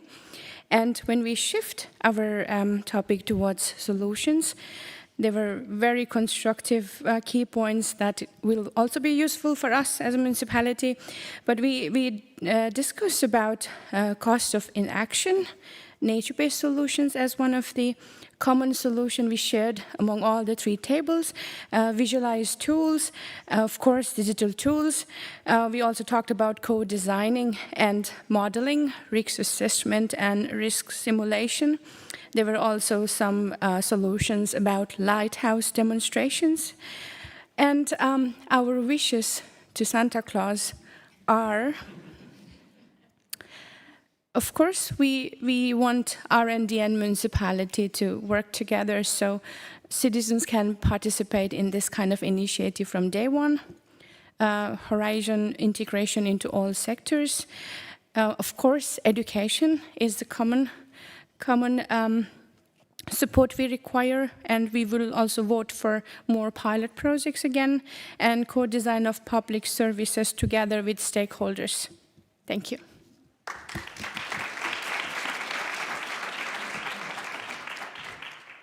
Thank you so much, room 3. And before going on with the in-person room, we also had online participants, and we had a group there that also was dealing with water security, the same as room 3. So here I have some of the key challenges they have discussed. Rising sea levels are already affecting a long and culturally significant coastline. Existing sponge measures are not resolving groundwater decline during droughts. Flood mitigation efforts are complicated by the need to merge different professional perspectives and align political goals. Some solutions they have discussed. Digital twins and clear flooding plans are helping visualize risks. Practical measures like strip tillage demonstrate effective context-specific adaptation. Sharing knowledge through networks and site visits strengthens replication. And many of you have done that yesterday, so for sure you can relate with that. Successful approaches are highly context-specific, requiring local adaptation rather than direct coping. So this is what the panel also discussed, right? The contextualization. And the support needing, the wishing list for Santa Claus, as room 3 said. Stronger national support, stable funding, and regional cooperation. More targeted and streamlined communication tools, especially visual and accessible format, would help cut through the overload of handbooks and policy briefs. Simplified and more inclusive pathways for participation in EU adaptation and innovation missions. Dedicated and accessible funding streams are essential. So thank you so much, online participants in this room on water security, for your participation and all the discussion that you have provided and the summary. Now we are going to move to the solution for heat management. Here we had 2 rooms. So we are going to start with room 2.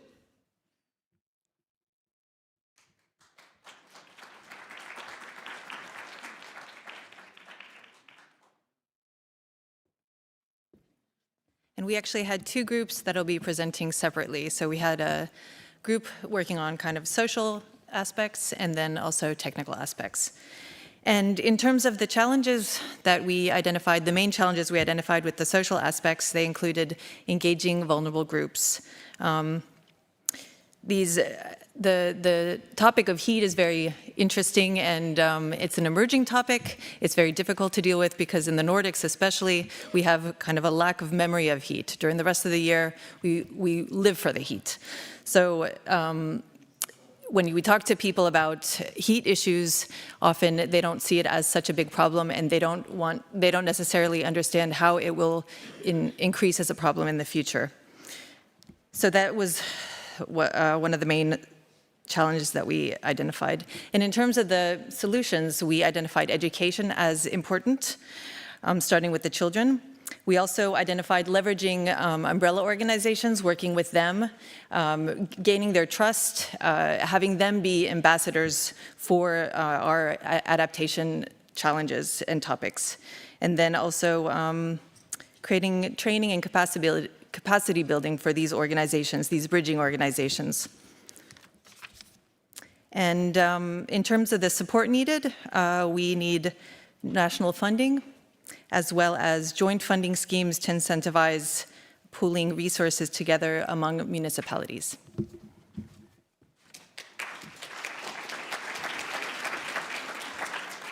And I will just add on some technical aspects that we discussed because the solutions are quite similar: education, education, education. But as we don't, like it was said, we don't remember quite a lot that we have this kind of a heat problem in our houses.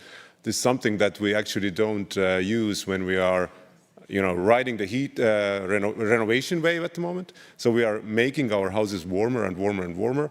But then at the same time, we are forgetting that in the summertime, they might be too warm. And we don't actually have a standard for that as well. So we don't calculate that what is the maximum allowable temperature, for example, in a house or an apartment building. So this is something that we need to figure out, or at least bear in mind. And the other aspect is within urban environment. We have had in Estonia, for example, quite a number of bad examples when there have been public funding available to renovate your central parks, for example, in municipalities. And then those mixed green and gray areas turn into gray. So again, it's not only about that aesthetics, but you need to bear in mind climate stressors as well. So thanks.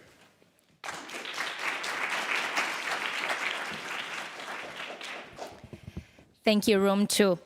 Before we go through Room 1, that is also on heat management, we also have an online group on heat management. So I want to share with you some of the challenges they have discussed on that room. They discussed, well, heat waves, urban planning challenges such as lack of cool spaces in the city, existence of dense building areas and small streets, which prevents implementation of some solutions, as well as citizen mindset, which can push back on some solutions. They also mentioned the risk to settle on easy solutions, such as planting trees in park already existing in a short time frame, rather than having an ambitious over 5 years project.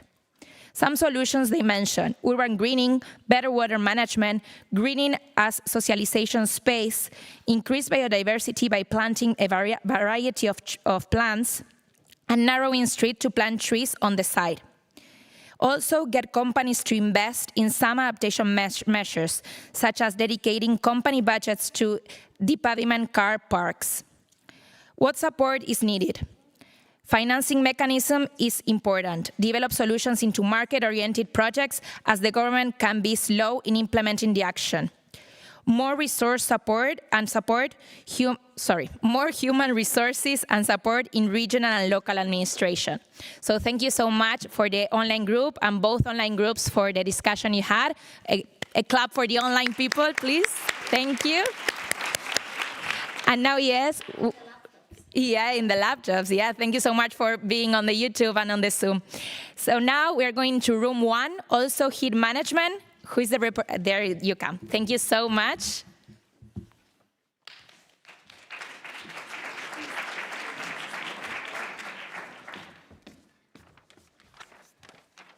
So yes, thank you. I tried to add some of the things that were maybe not mentioned, because we were talking about heat already. So of course, technical solutions, we need to somehow find finances if we have large gray spaces in order to really change them and to make them more green.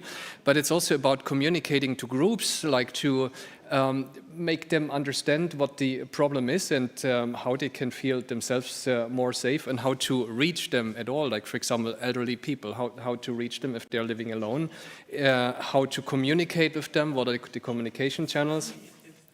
So these are some of the challenges we discussed. In terms of solutions, we pointed out that it's important to go for multi-purpose ways in order to change something. No regret solutions, because yeah, if you increase the greenery, you're increasing your resilience to heat, but also you're increasing your resilience to floods, and you're making a better and more safe living space. We discussed some good examples of changes you can do, like, for example, the Pollinator Highway in Tallinn, where you give people access to green spaces, but on the other hand, you also increase biodiversity. We discussed playgrounds, children, because this is a place that's often overheated, and it's a challenge that we need to somehow discuss with. How do we do the shading with technical solutions or planting trees and so on? And also, it's important to know that if we plant new trees, it takes some time for them to grow. So it's good to combine it with other solutions like changing to different materials, having permeable surfaces, and so on. And yeah, in order what is needed, finances are needed, and it's also a better awareness of people in order to get along with this process and support it. Thank you.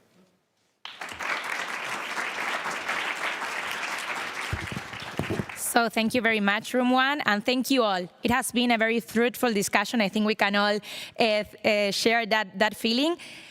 Before giving it back to the Master of Ceremony, please remember to put all the thoughts that you have if you suddenly reflected on something that you heard from these rapporteurs that we had on Slido, so that we can also take those last-minute thoughts into account in the report of this forum. Remember that all the online sentences and reflections that you put, we are going to take them into account for the summary. So thank you so much. I give back the floor. Thank you.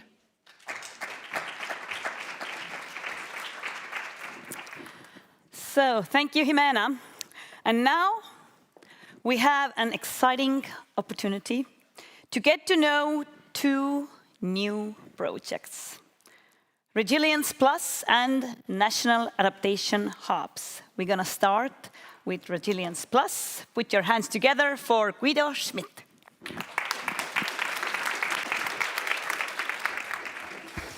Good morning.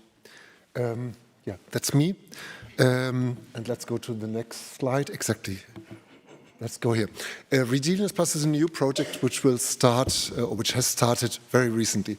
It's a true mission project. So when we learned from the local and regional authorities over the past years what was failing in climate adaptation, there was a lot of complaint about lack of knowledge on which solutions are available. How can we solve these problems?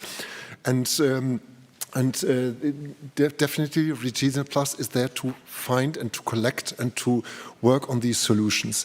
We have also seen this morning all the hands raised on all the people who work on the mission projects, and all these projects are supposed to develop solutions. So there are a lot of solutions already available, but apparently they are not reaching where they should be reaching. And it's either that they are not in the right format, or they're not in the right channels that really the local and regional authorities can work with it. And Resilience Plus is aiming for bringing together the solutions which are available from the mission projects, but also from the local and regional authorities which are working outside of mission projects, because we've also seen in the working group that there's a lot happening, not only inside the mission, but also outside. Bring them together and to turn this over into materials which are useful. And definitely we also want to work with existing platforms. There's no aim of generating new platforms. There's the mission portal, which is very useful, where lots of stories are being told. There is Climate Adapt, which is the knowledge platform which exists already in Europe. So why should we develop something new? And we will work with the other project, which will be presented afterwards, which is the Adaptation Hubs. Miljenko is there. So ideally, all the solutions which we will identify, we will bring them together that they can be used at the national level and further developed into solutions which then can be transferred. As I mentioned, things are, or solutions are already available.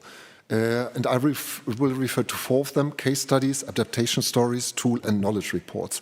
So case studies, they are currently hosted at Climate Adapt. Climate Adapt is the European knowledge hub for climate adaptation. How many of you have been looking at Climate Adapt over the past month? Hands up. Oh, quite a lot. So it's not that bad. So case studies, they really describe cases where adaptation solutions have been implemented, and the case study, they inform about the costs, the challenges, the problems, the struggles which have been solved, and how they have solved it. So it's really in-depth information, which ideally should help everybody else to understand how difficult such a journey could be. Have a contact person in that case study whom you could contact and really find out how they have really dealt with it, because one thing is what we put on the website, and another thing is what you can really find out in a personal story with somebody who has been engaged in a similar project. And they could provide details and guide and support others to do something similar. Adaptation stories on the mission portal. Who has been looking at the adaptation stories on the mission portal recently? Oh, less people. So adaptation stories, they are not so much in detail, but they can motivate. They can show that what others have been doing, what they have tried. They often are about good practice, and they can really, you can really learn from this and get the idea, oh, maybe this is something I have never tried. And then you can also get in contact. And for example, here's one of the recent adaptation stories is about nature-based solution in Tallinn city. So, it's not that you don't have any story to tell. There are stories which are being told, but I'm pretty sure that simply with the field trips from yesterday, many more stories could be told of what's happening. Tools. Somebody was mentioning in the previous round that the toolbox should be generated. There is already a toolbox. There is at least one toolbox. So on the mission portal, there's a toolbox available. At the moment, it has 18 tools included, which really are targeted to local and regional authorities. They're relevant to the problems, and they're written in a way that they should be understandable. And most of them are free for use. Not all of them, but most of them are free for use. They have been developed by the research and innovation projects, by the projects which are part of the mission. So this toolbox will be expanded in future. It will be revised, because for sure some of the tools, they don't work any longer, and maybe there are better tools which should be on the toolbox, but it's already existing. And then the fourth element, which I want to showcase, is knowledge reports. So compiling and comparing how similar solutions, let's say, for example, nature-based solutions on stormwater, that's what my group has been talking about, how they have been implemented in different areas, which ones have been most successful, which ones have been most efficient. So these are things which you cannot include in a case study simply, or in a story. You really need a comparative assessment. And there's something which can guide and provide also the lessons learned, and maybe guide you in the way of finding your way forward, because there are many things which are already available, and not only from the region. They are coming from the region, but they are also coming from somewhere else. And these are four of the tools, four of the ways of communicating solutions which we have been identifying. And now I have an exercise for you, which there, please go to the poll on the Slido. Because we would really like to find out what I have to go back here. What information and knowledge would help you most? So you have some options there. You have 8 options in that Slido. And of course, you can only select 2, because you never get everything you want. So please select the 2 ones which you consider are most relevant for you. It's, for example, about better access to data. Here we have inspiration about solutions like the stories I was showcasing, the case studies which really have in detail information, but of course they are lengthy. So who has time to read through 10 pages? And then, for example, tailored technical assistance, hard facts. So I can see tools are ideas. No, we still have only 15 responses, 16. Okay, ideas, inspirations, better, hard facts. You can choose more of them? No. You can only choose one. Okay, so I thought you should be able, ideally you should have been able to choose 2. Budget restrictions, you can only choose for 1. This happens in real life as well. Good. So tools which would help your own assessment. For example, Excel sheets and dashboards. You've seen before, and I think it has been mentioned. There's, for example, the green factor tool, which Riga has been implementing, and some other cities, just to calculate how much green spaces you need to prevent stormwater in new urban areas. And this is something which ideally we should have more tools like this. So I really have, and that's my next plea on the next slide here. So here the QR code, it goes to a survey. And there we would like to know much more about which solutions you can provide to us.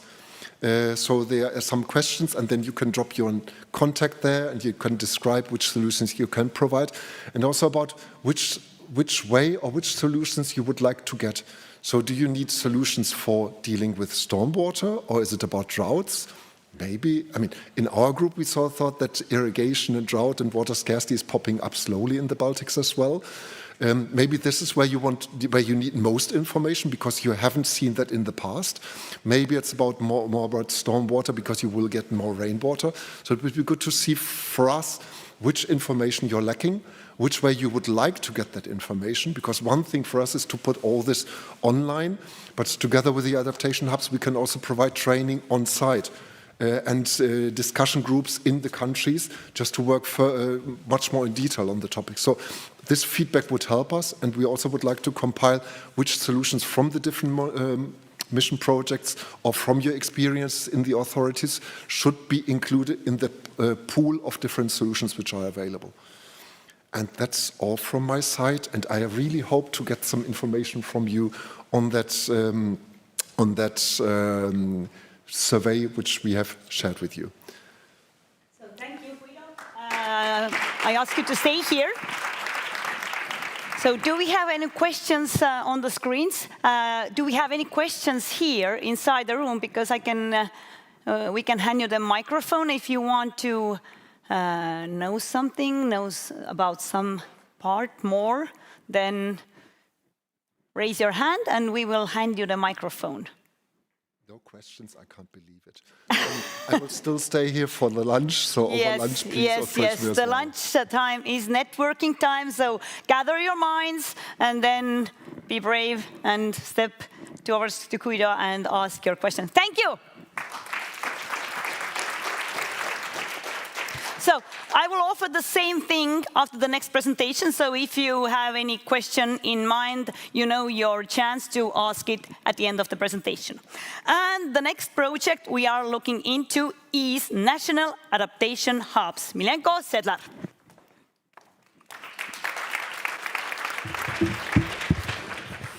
Thank you for this. Just for the start, Guido and I, we are working very closely on this project. So just take the Resilience Plus as a very technical project, and ours is a bit more boring. It's about multi-level governance, which nobody really wants to deal with, but it has to be done. So this is what we will try to do. So it is a project that started basically 2 weeks ago. We are the coordinator. I'm coming here from Croatia, from Zagreb, and it's a big project, it's a big partnership, it's 32 partners, but it has to be big because it has to set up a national adaptation hub in each of the EU member states. There are some of the partners here from the Baltic region that are anyway the partners that are going to be setting up the hub here locally in the Baltic region. And it obviously the idea is to support the mission on adaptation to climate change, but work very closely also with supporting the national levels. And I said multi-level governance, it doesn't really sound that sexy, it's very boring, but it's not. You'll see why I think it's not. So we've been thinking and talking and developing technical issues for a long time now, I think, and often it was, especially from our position, that we've been reactive a lot. So we've been reacting to different challenges. So we need a shift to more systemic approach. So we need a shift to more systemic adaptation and resilience, and there obviously were gaps in this. There still are gaps between the EU level, national level, local and regional level, and this is something this project needs to and wants to address. And you can see here, obviously, that it's very clearly stated in the European climate law that really calls for permanent multi-level dialogues. Yet, this is present in very few member states currently. It does work in some of them, but the idea is actually to work in every member state. So the key messages of what we want to develop is this shift from I hope this works, from a fragmented governance, where we are basically now in many parts of Europe, so with disconnected policies, with slow decision-making, and no connections between the levels. I picked up a few words this morning that really, kind of stuck in my mind, is that cooperation and support. And this is something that is basically the background of this project. This is what we need to become and move from this, I would say, reactive to systemic implementation. So what are the national adaptation hubs? Well, the hubs are basically the places where in each EU member states, different stakeholders come together and basically talk, discuss, connect, cooperate. We don't have a magic formula for each country. You'll have, to say you have to set it up like this. It's not like that. It's really up to the partner in each member state to develop it based on the local conditions or national conditions, and there is no magic wand for that. It's a lot about people, it's a lot about social things, it's about connections, it's the ability to connect different levels, supported from the leadership of the project, but also from other mission projects, because we, as I said, we have a lot of technical knowledge, we have a lot of solutions. Guido mentioned a lot of things that are already existing in the systems, but we do not communicate still properly, we do not utilize all that knowledge because of these disconnections in the systems, and this is this project all about. It's the least technical project I was involved in many, many years, but it really, as I said, it has to be done. So as I said, it should be flexible, agile, light, formed in many cases like a working group, but where everybody feels comfortable to come in and cooperate. This is the idea about the project. This is how it basically looks. In the core, obviously, there is the hubs in each country, but we are forming and creating something that we are calling the central support facility. This is the place where the knowledge exists, where the support will be available for each partner in the member states to help in their efforts to set up the hub. As I already said, it's 27 hubs, and we have the grouping and thinning as well on top of that. We talked a lot in the working group, for example, in our working group, about the exchange of knowledge, connections, grouping and thinning, and this is the place, where the knowledge will be facilitated and exchanged between different stakeholders, because we have very different stakeholders in member states who will be forming the hubs. We have ministries, we have universities, we have regional agencies, so it's very versatile, very diverse, but everybody brings something different. There's a huge opportunity to exchange on that and basically support each other in development of the hub. So a bit about the objectives. Obviously, in the center of the project are the hubs, but you can see I will not read out through all of these numbers. I mentioned the central support facility. This is actually something that is one of the crucial things of the project, so there are some numbers behind, but this is something that we have to deliver. But the most important thing is that it becomes operational very soon, and the timing for the project and to set up everything is very tight. This is only a 2-year project. And what we have to develop in the 2 years, as I already mentioned at the beginning, is the place for communication, coordination, but also a place of trust between different stakeholders in the system. This is the key message that needs to be delivered, that everybody feels very comfortable in those hubs to cooperate, and not only within the adaptation stories, but also connected to the other initiatives related to mitigation and others as well. So this is a bit more in the number, but the most important outcome out of this is the stronger multi-level cooperation, and to have this shift, as I already mentioned at the beginning, from reactive to systemic. This can only happen if everybody works together. I can show basically our inspiration for this was what we have developed in Croatia for the purpose of the national energy and climate plans. We have created a place for 9 ministries to get on board, local and regional governance, so associations of cities and regions, the academia, NGOs, financial sector. So basically everybody who you can think of is needed in this kind of enabling system is there. And that was our inspiration, because it can be done. It works. It actually works. So we have regular meetings on this platform. It started with mitigation part, but we have switched to adaptation one now. And we are really working closely together, and everybody feels okay there. That's the important thing. So everybody is okay with how to work there. This is something that should be set up in each member states. It sounds easier than, probably it will, but this is why we will be supporting each member state in that. So in each partner, in each member state, and support will be coming not only from us. Support lies within all the 27 member states. It lies also with all the mission projects, but also lies in the DG Klima, the Secretariat, and the MIP for Adapt. These are all connected things. So this project is not alone. It's just kind of facilitating this action for start. And that's it. If you have any questions, feel free to ask now, or I don't have any questions for you or polls. As I said, it's not a technical project like Guido's anyway, so we're more on governance and social things, which you'll find very amusing, I think. So, but please, if you have questions, ask. So do you have any questions? Someone? You're in Estonia. I'm happy to be here. I'm happy to be here. Estonians, they are like, it takes time for them to wake up, but then if they open up, then then the questions keep on coming. And at the same thing, networking while lunch is okay with you also, I think. Absolutely. Absolutely. So. Sorry. Okay, we have one question. Very closely. Yeah, I think it's very early. I don't know which national adaptation hub you think of, but there is a close cooperation between the community of practice that is already in place. I wouldn't say it's a close community, but it's already, I would say, a community that works. A lot of people is engaged in that. You have Guido here, you have me here, you have mission projects here.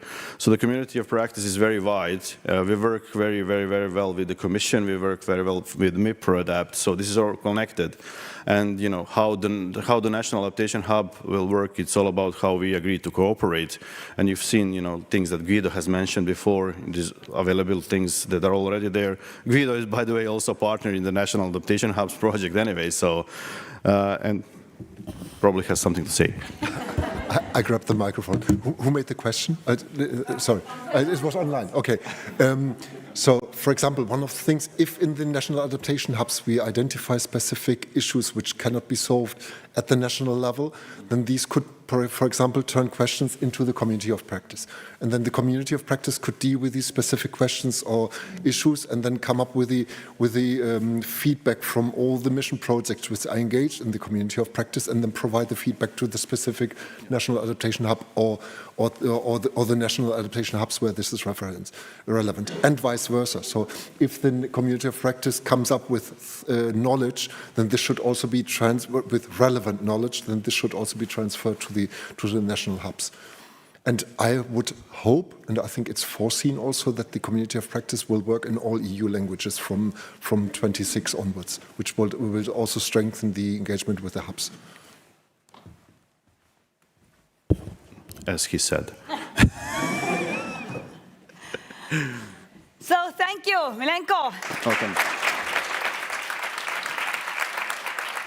And I'm not even gonna take the stage right now because our day is almost over, and I would like to hand the stage for Elina for closing words.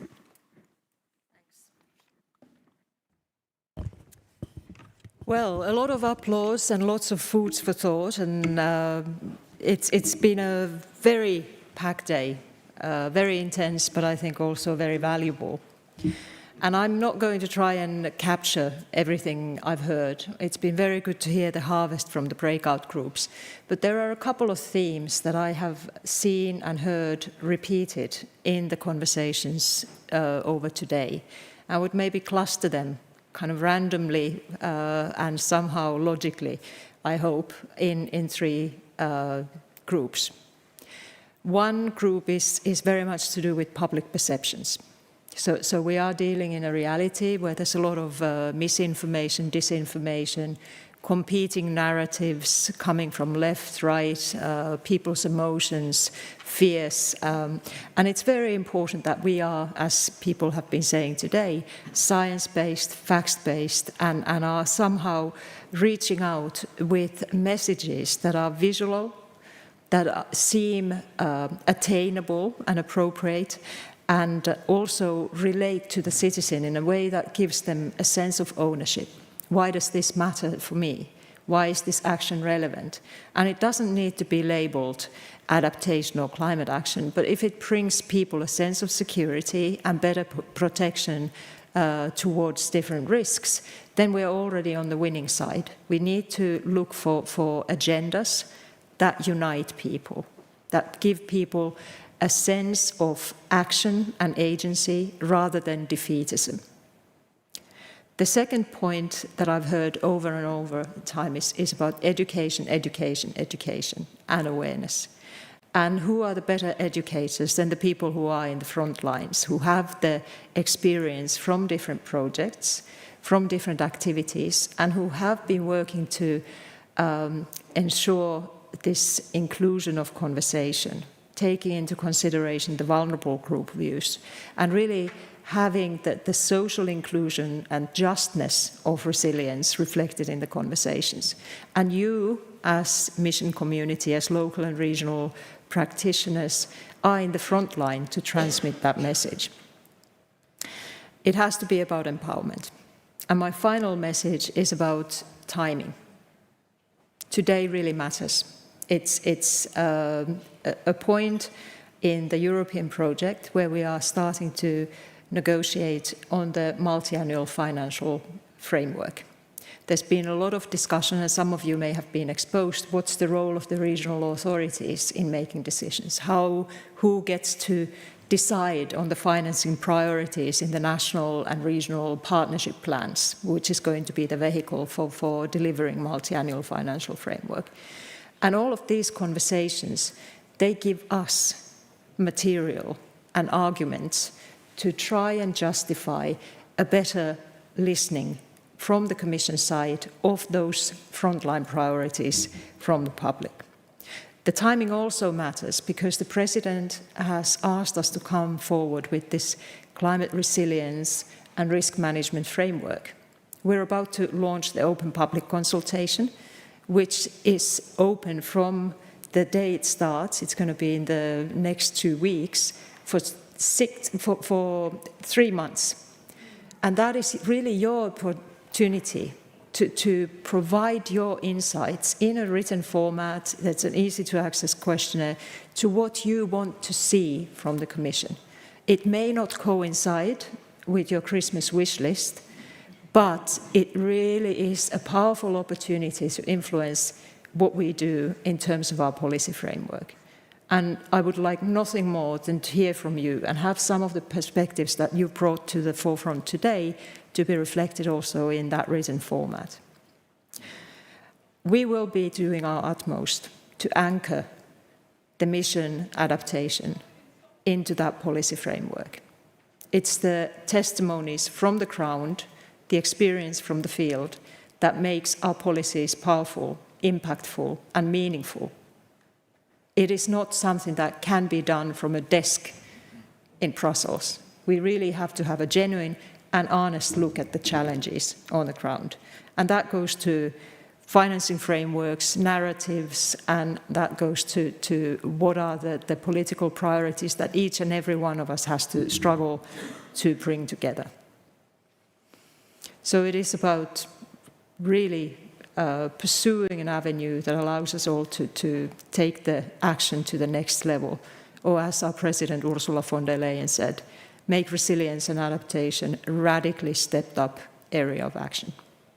So, with that, I would like to conclude. It's been a real pleasure to meet with you. I've enjoyed the energy level, the decision readiness, and also the determination I have observed in this room. It really does give us sense of direction and purpose to be talking with you.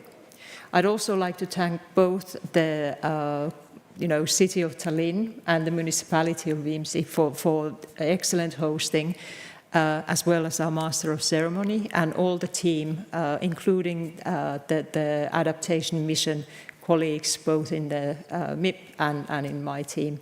It's been a very rewarding regional experience. And a special thanks, of course, goes to Siret and the team on the ground that have been instrumental in making this a success. Thank you so much, and we look forward to hearing more from you.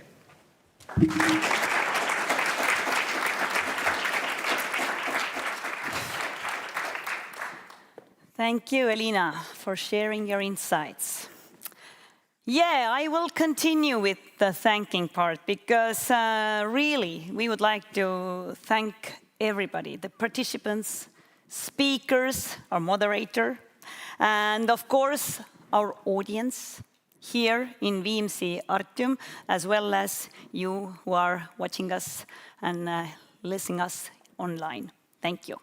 Also, we would like to thank our hosts, VMC Municipality and the City of Tallinn, and everybody who made this event fluent, the technical team, photographer, and MIP for Adapt. I encourage you to stay connected, share learnings, continue the networks started here, and support the launched projects. I encourage you to reflect your key takeaways from the event and think how to apply this information in practice. Think about what comes to your mind if you live today again in your head. What is the first idea? Some exciting new approach maybe, or interesting solution to a problem? And then share it with your partner during this lunchtime. Because it's very good ice-breaking also. You maybe want to connect with someone, but don't quite know how to start. And you can step to them and say, what was your one interesting idea about today? So a very good icebreaker. Me, myself, I loved Siret Talve's idea because these words, EU missions, adaptation to climate change, are quite scary, to be honest. I think they are big and scary for your parents, maybe for your sister and your brother, but the parallel, Siret, let us imagine as a home being the world, and if you feel smoke, you act right away. So the world is too big to imagine that you're gonna act right away, but home isn't, and it's very, very good idea, I think. So thank you for that one. So, before I let you go, I will ask you to please complete the feedback form you will receive, or you, yes, can find here from the QR code. And also, we have a question for you in Slido. How are you feeling? How are you feeling leaving this room? And would you please take your phones and let us know. I leave this event feeling how? We really want to know. So it only takes a few seconds.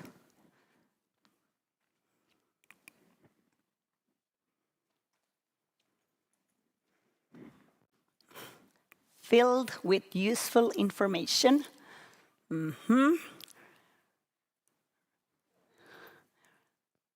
Reassured, and oh yeah, we have changes. So, few more inserts. 26, 27 people have answered, but yeah, reassured and motivated by a like-minded community of actors. Nice ideas. So thank you very much again, and the recording of this forum will be published and available online soon. And now I saved the best for the last. I invite you to informal networking at the lunch reception in the foyer. So thank you very much. I'm Liina Randpere. The lunch is served. Bon appetit and have a wonderful day.